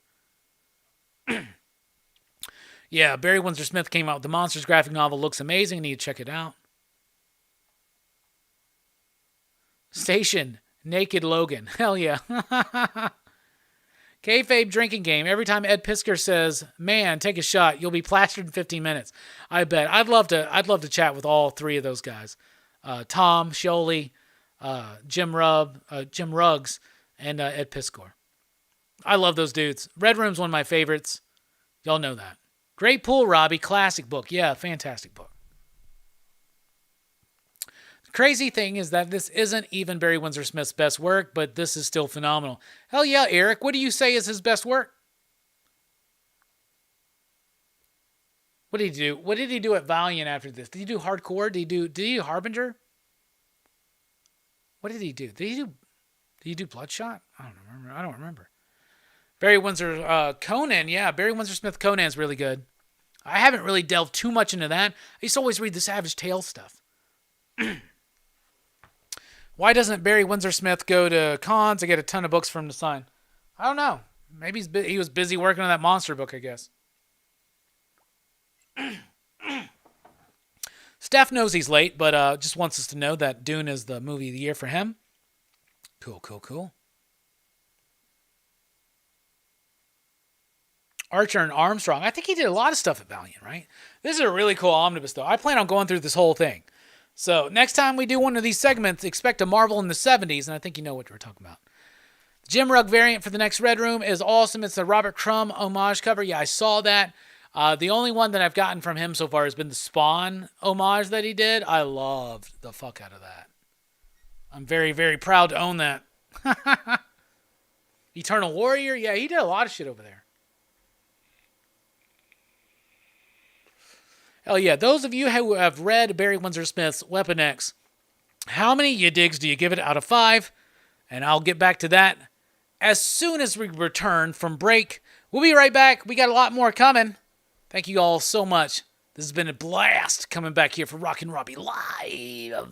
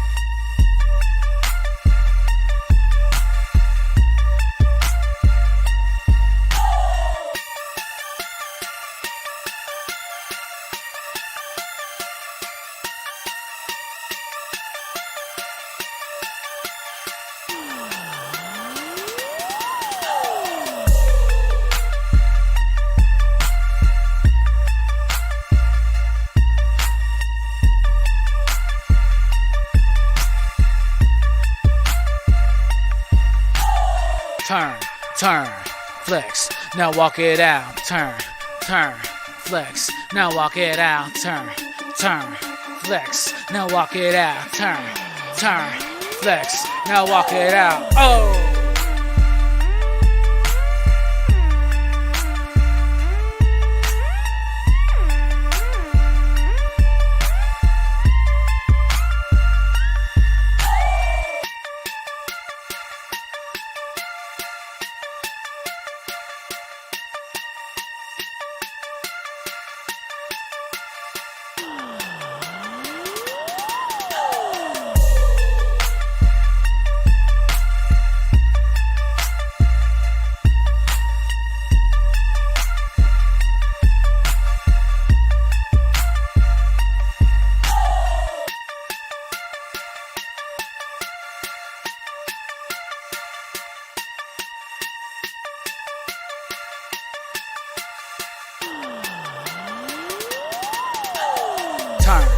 Turn, flex, now walk it out. Turn, flex, now walk it out. Turn, flex, now walk it out. With turn, flex, walk it out.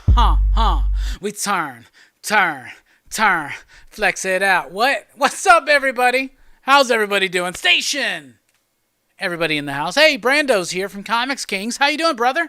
Did you watch Eternals yet? What'd you think about it? I want to know. G-string snap. Booty clap. I like it. Jorm, we need to collaborate with Fable. Me and you. You and I. How's everybody doing?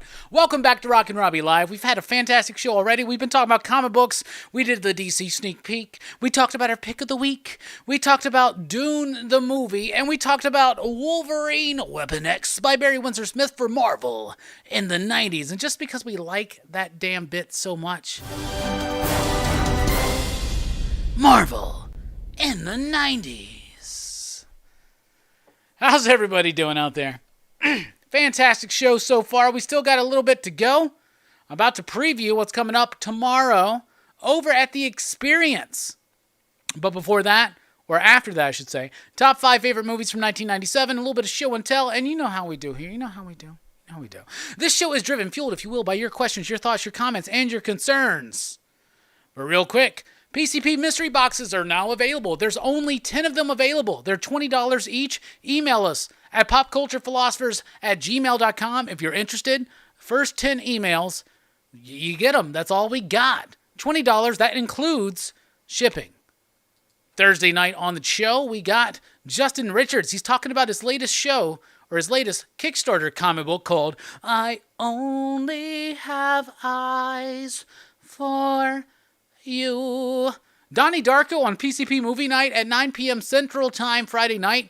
And on Saturday night, Legend over at Dylan's Horror Show. We thank you for watching. We got a super chat from Comic Toby. Says, Eternal Figs are peg warmers. Yeah, I know. And as a comic book toy shop retailer, yeah, trust me. I fucking know.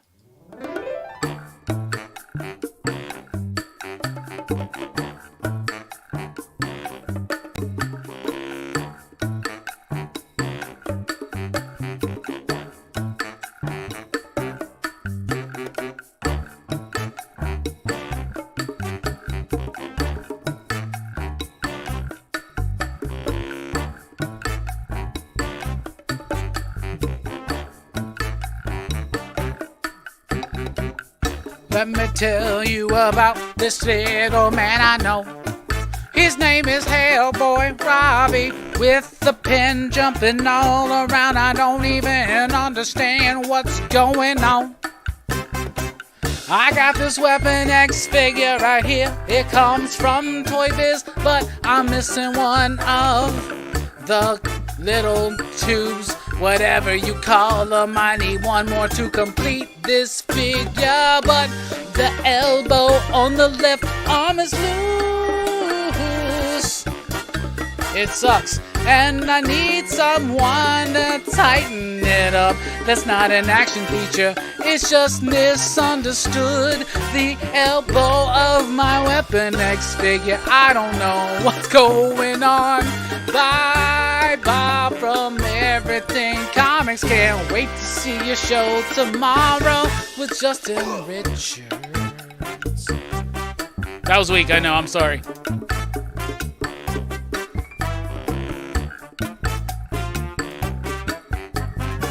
But it was fun.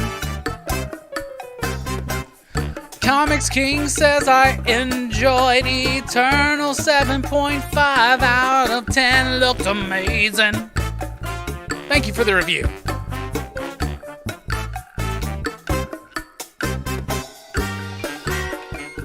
All right, so we're back. What's up, everybody?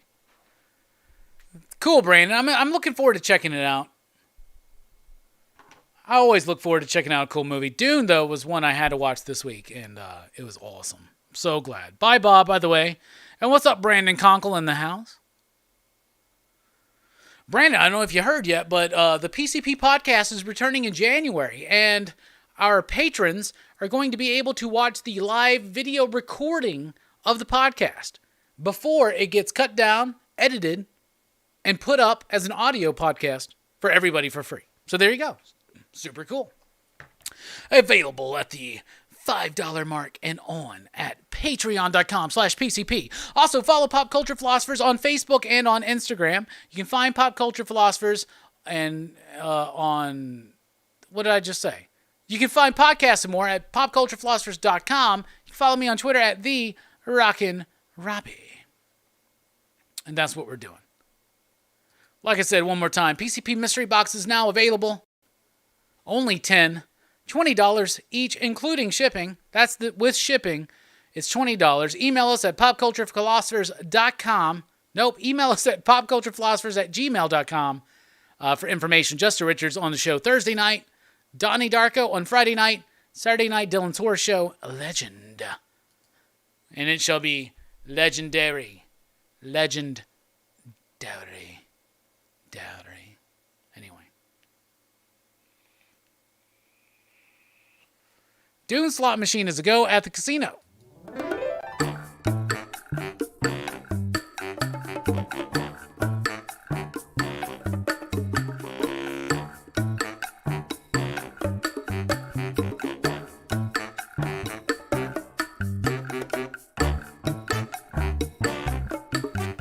For real though, my Weapon X figure, I am missing one of the tubes.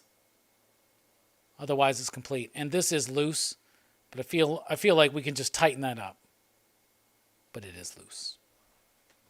It is loose. So anyway, all right.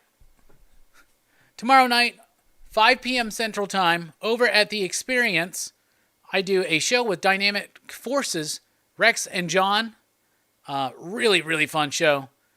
The Comic Collectibles show. And we always do a preview, and there's always a giveaway attached to that, so definitely go check out the video that released on Friday, the Comic Collectibles preview and giveaway show, and comment on that video to be entered to win the contest. I'll announce it tomorrow, and these are some of the books available for sale. Got a Green Lantern number 13 there with a Ken Hazer. It looks like it's a Dead Man sketch. I really like the coloring there. That's really cool. We got a Solar Man of the Atom variant cover. We got a Ken Hazer Batman right there. A 9.8 Spider-Man. Some amazing Spider-Man. I don't know. It's a cool issue, though. I guess. Deceased Dead Planet 9.8 Peach Momoko cover. Spider-Gwen 9.6. That's a Dynamic Forces exclusive cover. We got The Punisher Scotty Young variant signed by the John Romita Sr. That's going to be available tomorrow night. Strange Adventures number 1 signed by Tom King. We got Dark Days, the casting, signed by Andy Kubert. We're going to have a Captain Marvel signed by Kelly Sue DeConnick. We're going to have a Martian Manhunter number 1 signed by Steve Orlando, the writer. We have a Spider-Ham sketch. I do not remember the artist. I think it's Hidalgo. I love that. Punchline number 1 signed by James Tynan. Amazing Spider-Man Symbiote head sketches by Ken Hazer. Love that cover. Glad we got one of those available tomorrow night. We got a Jenny Frison non-trade dress Red Sonja variant. A J. Scott Campbell black and white variant for John Carter, Warlord of Mars. We got an Alex Ross exclusive limited variant for The Shadow. Morgan Hazer, Batman. Robin. And of course the Dynamite 10-pack, 10 random assorted Dynamite comics, a variety, perfect for stocking stuffers, all that stuff, available tomorrow night on the show over at The Experience at 5 p.m. Central Time. I'll be posting about it in all of our socials, but that will be available for $5 every time we do that show. Really cool times, and also check out that last preview video. Comment, I want you entered to win. Got to get on it. Lots of good stuff coming up. And also, if you are shopping at dynamicforces.com, remember to add Robbie at your cart. Code Robbie will save you 10% at dynamicforces.com. Anyway, y'all want to talk about some movies? You want to get into a top 5? You know we've been going through movies year by year from 1980 all the way through till tonight. 1997. What are your top 5 favorite movies of 1997? Here's mine.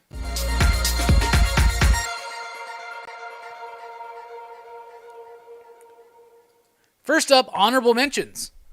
I got Event Horizon as an honorable mention. These are movies that just didn't quite make the top 5 for me. This is on, remember, we're talking favorites, not best. This was a difficult list, actually, for me. But anyway, for honorable mentions, we got Event Horizon, we got Air Force One, Good Will Hunting, Gattaca, an amazing science fiction movie. Gattaca. Perry, if you're still here, watch Gattaca. The Ice Storm, great family drama film by Ang Lee. The Day Trippers, a fantastic indie film. Lots of indie films. You can see the indie influence in my life in 1997. Jackie Brown by Tarantino, and Scream 2, like a fantastic sequel to a really solid horror franchise. And now moving on from the honorable mentions to the top 5 of 1997 for me personally.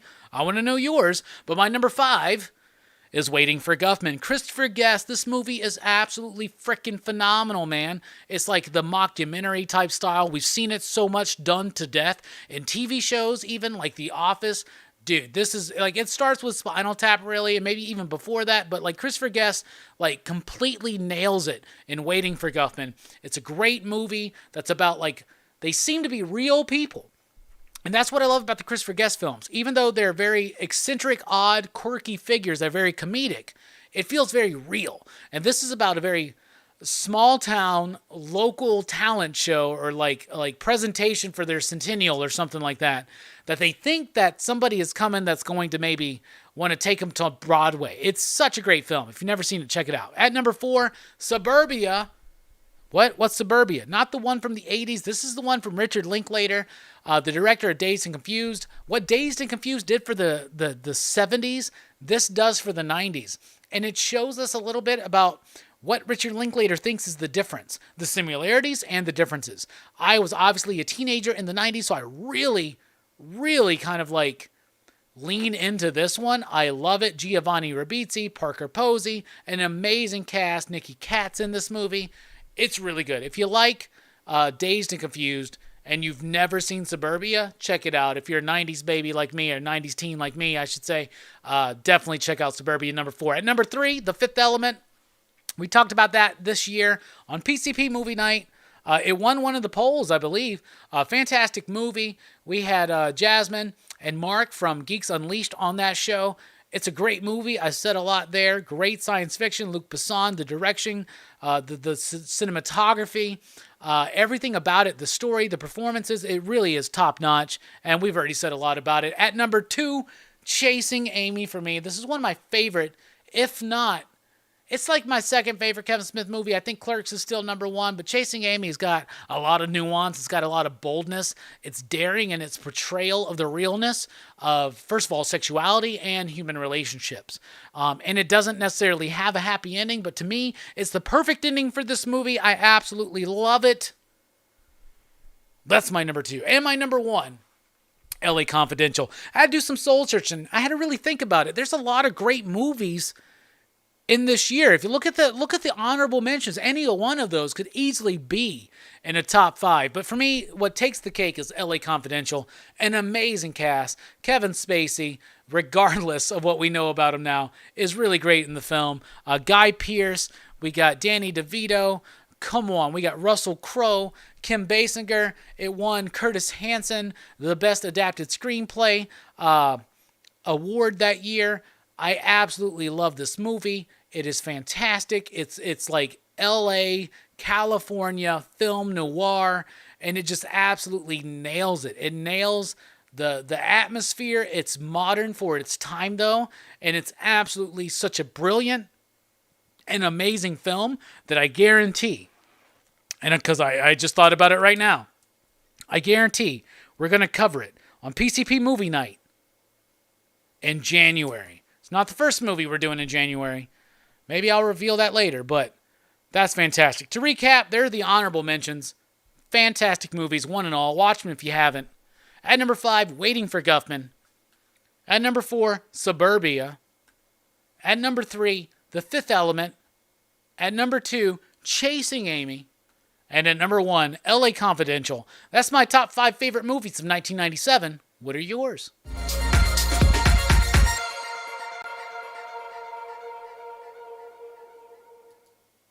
So let's see what people were saying. Dun, dun, dun, dun. I'm loving it. I'm loving it. All right. Oh Brother says, Fifth Element, Men in Black, Princess Mononoke, Liar Liar, and Starship Troopers. Hell yeah. Warriors of Virtue, says Steph. Okay.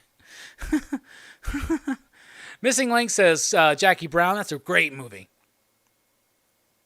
I didn't see Mononoke on my 97 list, but it would have made mine anyway. But Brandon Conkle says that's definitely a top 5 for him. Steph says, forgot about Gattaca. That's such a great movie, bruh. We got to cover that soon. Shit, since Dylan's doing fantasy now on Dylan's Horror Show, maybe we should ask him to do Gattaca. William says, 97 films, Face Off. We covered that this year for Action Fest. Private Parts, Boogie Nights, Jackie Chan's First Strike, and Titanic. Titanic? All right. Hell yeah. Steph says, damn, Princess Mononoke is my favorite Miyazaki film. Okay. I agree. Fifth Element's probably my number 1, says Fable. Zach says number 1 is Men in Black. Something About Mary is 98, I believe, yeah. 97 was a good year, Fish Tropic. Pretty sure it was 98. Big Herm says Fifth Element was so good.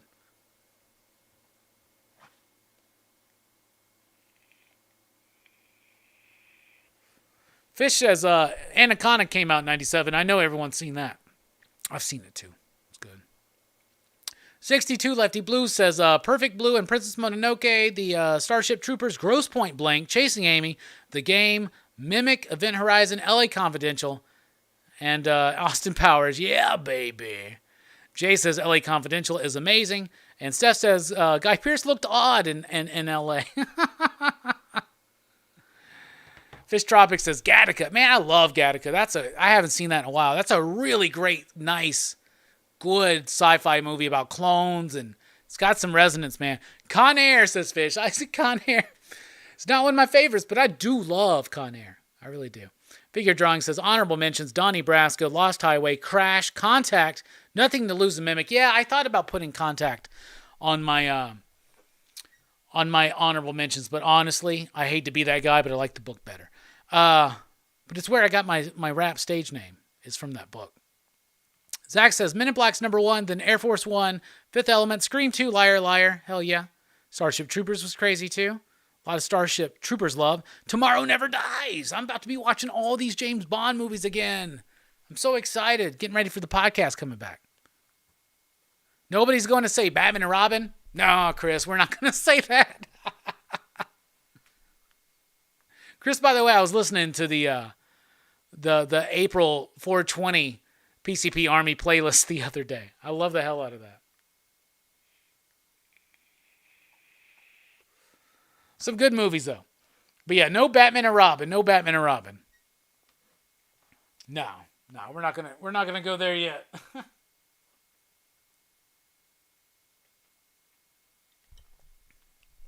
Yeah, I know what you did last summer was out that year, but Scream 2 is the better horror movie for me. Not really a good year for horror, but that was a really good one. CTA's in the house, I hear. What's up? Big Herm says, liar, liar, Starship Troopers, Hercules, Austin Powers, The Fifth Element. Hell yeah. Oh, The Edge. Baldwin and Anthony Hopkins from 97 says figure drawing. Hell yeah. Jungle to Jungle's 97. So was 8 Heads in a Duffel Bag. Y'all remember that one? Joe Pesci. I think Flubber was that year. Like, when I'm going through the list, looking at them, I'm like remembering going to the movie theaters. That's why I love going to the movie theater. Because every movie I've seen in the movie theater, I remember that experience.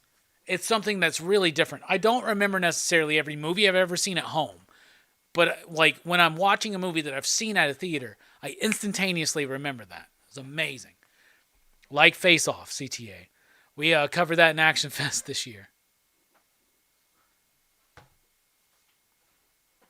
No problem, Twitch. No problem at all, bro. No problem at all. Yeah. I didn't mention Spawn. It's a movie that I appreciate, but it's not one of my favorites of 97. Nor is Mortal Kombat Annihilation. We didn't mention that one either. All right, show and tell time, y'all. First of all, we got some pops we want to open up. Got this Barney Rubble holding a bowl of Cocoa Pebbles. You know me, I'm a big cereal head, so I'm excited to get this one. There's also a Fred with some Fruity Pebbles. Haven't gotten that one yet. But thanks to Comic Toby, we'll definitely be getting that one soon. So thank you, everybody, for the Super Chats tonight. Spilio, Perry, Brando, and others. So there's the box. But yeah, there it is. It's just a Barney Rubble. But he's got a box of... So they also did like a pops of the boxes of cereal. That seems dumb to me. But this is a cool way to represent one of my favorite cereals. Cocoa Pebbles. Did I say Cocoa Puffs earlier? Anyway. We're going to open another pop. I got this Ash Evil Dead 4th Anniversary Edition. So they've already done an Ash from, like with the chainsaw hand, like from Army of Darkness or whatever. But this is like old school Evil Dead, like the original 81 film, 40th Anniversary Edition of Ash. With both hands, with the chainsaw. Very excited to have this, because I do have that other one with the chainsaw hand. But now we got this one. Ash from the first movie. This is what I love about Pops.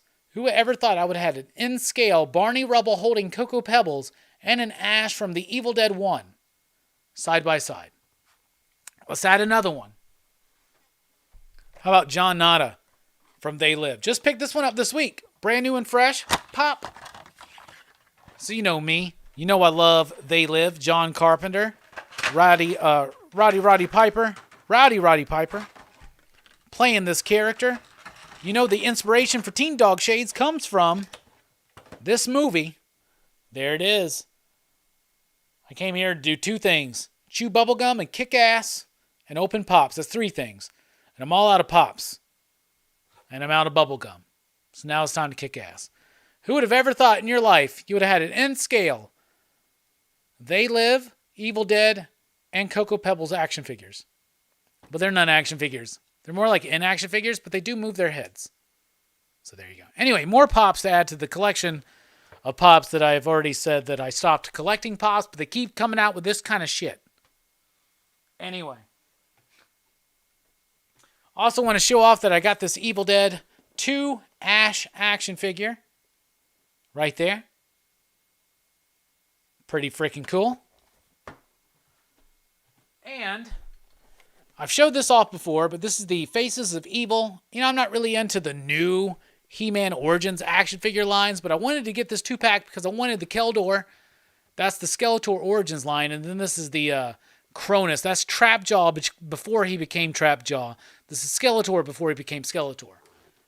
I honestly do not care at all about the Kronos figure.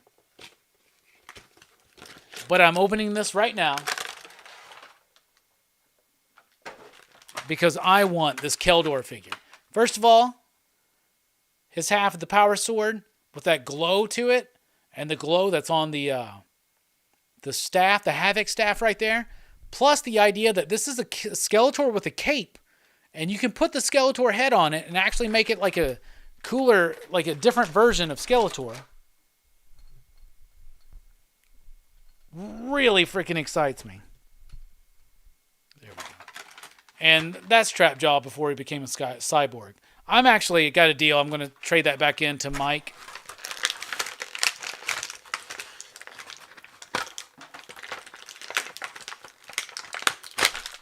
But I got this for the Keldor. And that's what we're effing with right now. Alright, so honestly, like, this dude looks so doofy and stupid to me, I don't care. Trapjaw's way cooler. Just toss that aside. I honestly don't even care about that. It's crazy, but I honestly don't. Alright, so this Keldor. Look how badass that looks. Skeletor. The origin. But what I love is these weapons with that effect, that glow effect to it. Oh my goodness, that's so cool. And then this, out of all of the origins, I just hate the faces, but that Skeletor is a dope face. So let's see what it looks like, because that's cool, and that's probably how I'm going to display him. But I want to know what he looks like with this Skeletor head. Because I bet it looks badass, bro. Oh my god. Let me get the weapons in there. Y'all about to lose your shit. Trust me, because I just did. I just lost it. I'm looking for it. Look at that. Look at that shit, man. Look how badass this is, y'all. Oh, it came undone. Hold on. I know this is the most exciting part of the show. All right, whatever. Imagine he's holding this right there. How cool is that? I'll get you, He-Man. Yeah, I like this. I like this a lot. Dope. And that's show and tell. But show and tell brings us to the final 9. Going through the Blu-ray collection, we ended on Evil Dead 2, and next is Army of Darkness. Yeah, I know.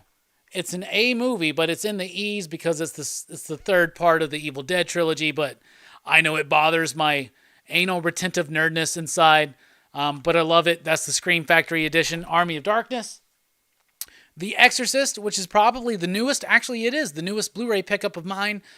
Picked this one up because we covered it on Dylan's Horror Show for the end of Horror Fest. That was a fantastic stream. There's my copy of Fade to Black with the slip from Vinegar Syndrome, a fantastic site that really does some really great, like, low-key horror movies and other kind of genre films. There's my Fantasia and Fantasia 2000 Deluxe Edition Blu-ray with the slip. Love those films. Love those films. Both of them. There's Fantastic Beasts and Where to Follow Them. I basically bought this so I'd have this like free ticket to go see Grindelwald, and I still haven't watched The Crimes of Grindelwald. So that's all I got there. Right. Anyway, you know I'm a big Fantastic Four fan, so I do still I have Fantastic Four by Tony Story. It's not the best, but it's the best that I got. And then there's Fantastic Four Rise of the Silver Surfer. I still don't have the Josh Trank one. One of my favorite Coen Brothers films, though, there's Fargo. Love this film. We got to cover that soon. And then another movie that we have covered already is Ferris Bueller's Day Off. And that's the Bueller edition. Anyway, speaking of Bueller, check out Comics with Bueller tomorrow morning for the show because they're going to be talking about the best comic book creators. Who are the best comic book creators with him, Bullseye Bob, and Justin Richards. By the way, speaking of Justin Richards, he's going to be joining us. Where's the damn button? He's going to be joining us on Thursday night at 8 p.m. Central Time. Friday night, 9 p.m. Central Time, PCP Movie Night, Donnie Darko, and Dylan's Horror Show. On Saturday night, we're going to be talking about Legend by Ridley Scott. Very excited for that. And a very limited number of PCP mystery boxes are now available. There's only 10. First 10 responses, y'all are going to be the ones getting them. $20 each. That includes shipping. email us at popculturephilosophers@gmail.com. Man, we had some fun tonight, didn't we, y'all? Absolutely. Let's take a look at the chats real quick before we dip out. Devil's Advocate was awesome. I think that's 98, right? Copland, 97. Copland, I think that was 98. Was it 97? But Copland is... I need to rewatch that one. I remember liking that one a lot back in the day. Hey, might as well mention Steel with Shaq. Yeah, that was a big release. They put that shit out in July. They thought that was going to work. They thought that was going to hit. We should definitely do that. They keep trying to get me sucked into Funko. I just got the Turbo Man instead. Jingle all the way. Hell yeah. Hell yeah. I want an Ultimate Fantastic Four movie so that we can get the Maker into the MCU. That'd be neat. Yeah, you definitely want to go on a Bruce Campbell marathon. Plus, Black Friday's about to come out. Pfft. Yeah, Fantastic Beasts was good. Fantastic Four, both of those movies by Tony Story, Herm, I have things I like about both of them. But there's a lot I don't. But to me, they're the best we got. I mean, they are what they are. If those movies would have come out in the 90s, they would have been baller. All right, anyway, that's the show. That's what's coming up. Everybody, thank you so much for joining us tonight. Thank you for the super chats. I really do appreciate it. Weekly comic book reviews, all that stuff. Y'all, we got a lot coming up in 2022. I've been thinking we're restructuring things. There are going to be some changes in PCP in 2022. But it's going to all be for the best. Trust me, y'all are going to love it. Things that are not changing are this. Weekly comic book review. Weekly pop culture wrap-up. There will be a change to PCP movie night, but trust me, I think it will work better for everybody.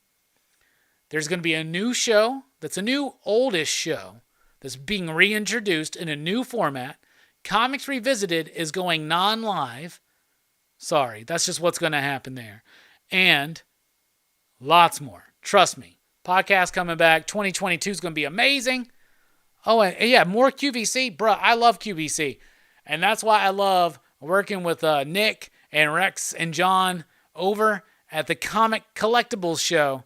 Tomorrow night, y'all, over at The Experience. Check it out. If you're missing out, you're missing out.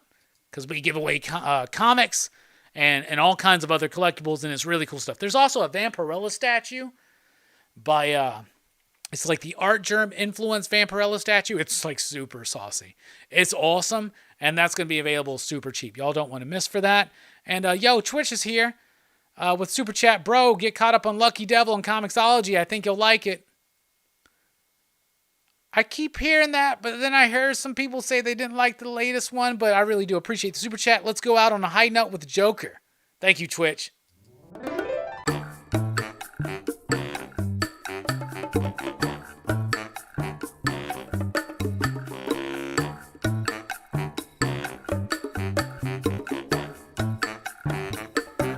But yes, I will get caught up. I will read Lucky Devil now. 100%.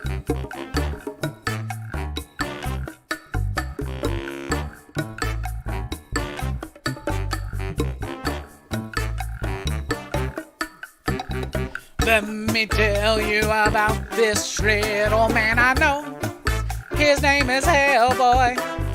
He was sent to the earth some long time ago to save and or destroy. Sent to this earth by Rasputin, son of a demon and a nun who had a sex with the demon, but was raised by Professor Broom. Now he fights evil and monsters, yeah. And he fights with a man who's a fish named Abe. Now he fights with a fire starter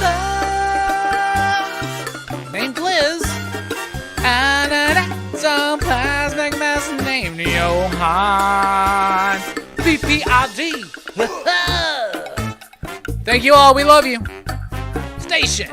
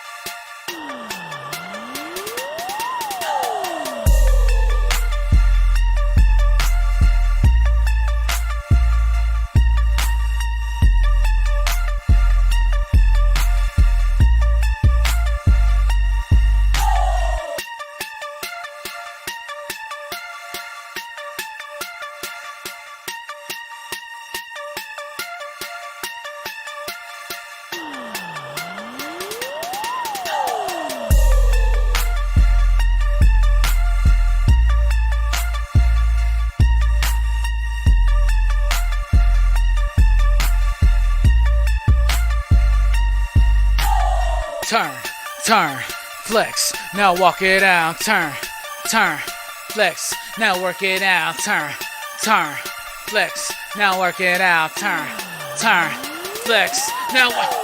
Born and raised in HSV, that's North Alabama, and CONTACT, a future lesson planner. I love being from the South, I love this fucking nation. So let's bring revolt to all and cause for celebration. Used to cruise Oakwood Avenue, rolling down the avenue. Looking ladies love that view. Damn, that bitch slows down too soon. Now what you trying to do? You're flashing badges way past due. Acting tragic when you're through. You're just a gum under my shoe. Then we bounce to Club Vinyl where we dance all night. And I had a lot of drama, but I never had a fight.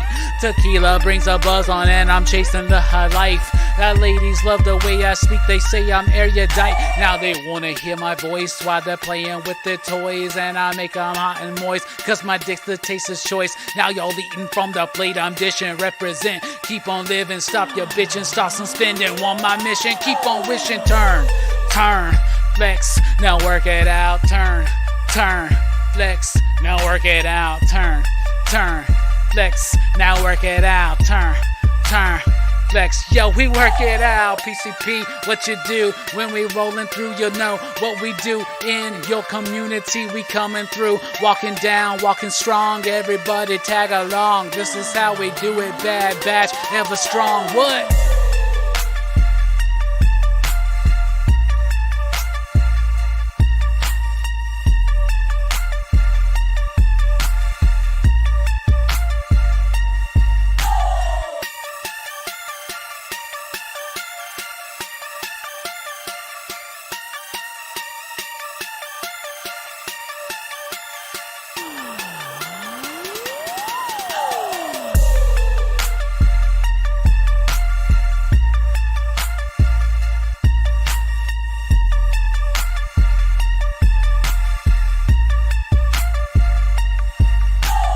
Turn, turn, flex, now walk it out. Turn, turn, flex, yo, we work it out. Turn, turn, flex, yo, we walk it out. We walk it like with Guy Pearce in LA. Confidential, don't you know what I'm saying? Don't you ever think Guy Pearce seems weird, yo? But Russell Crowe is strange in that movie. Yes, I'm losing my flow.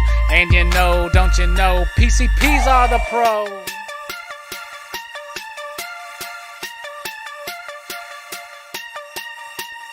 Everybody,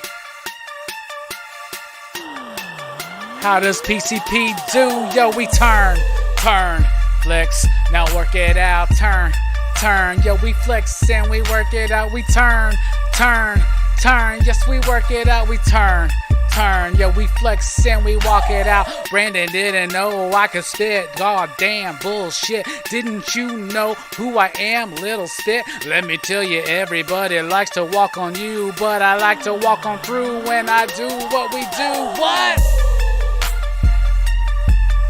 It doesn't matter. What's up, everybody? Sub up to Comics Kings. We're about to do a taste test. So I got this Mountain Dew, because regardless of how much I want to hold on to Halloween, it's not happening.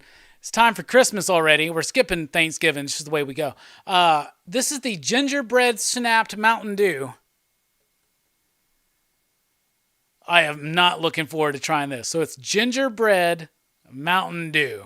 It's their Christmas Dew. So the last time they did a Christmas Dew, they did the holiday Dew. And it was like, because Christmas colors are like what? Like red and fucking green, right? So they took like regular Mountain Dew and Code Red and mixed it together, and it was good. Okay? That was fine. But this year, they decided to fucking stretch out and do a gingerbread. Why do they have a gingerbread fucking Mountain Dew before they have a gingerbread cereal for Christmas time? It makes no goddamn sense. Gingerbread cereal for Christmas would be perfect. That being said, I hear rumors that I've seen on shelves. Mike saw some in a Target. I need to get them. Apple pie toast crunch for Christmas time, and sugar cookie toast crunch is back. Blah. Anyway, Mountain Dew gingerbread snap. This is gingerbread Mountain Dew. This has got to be gross as shit.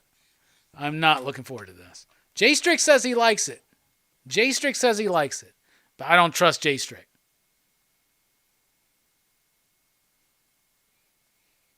You know what it smells like? It smells like a gin and tonic. All right.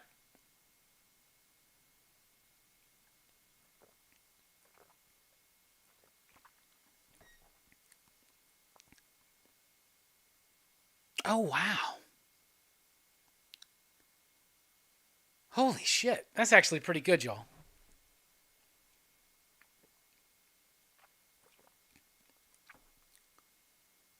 Yo, I like this. Jamie. Jamie. Come try this. Let me know if you like it. I like it.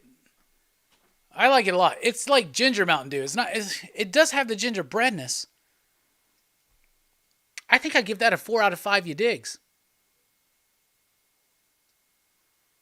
Yeah, it tastes like ginger ale. It does taste like ginger ale. Hey, Jamie, out of 5 you digs, what do you give it? 4. She gives it 4 as well. Like lemony ginger ale. It's like a ginger ale Mountain Dew.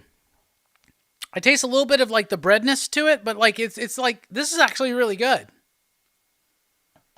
This is really good. Holy shit! Four you digs. Y'all need to check that out. It's pretty good. All right, y'all. Till next time, remember to turn, flex, and work it out. We're out.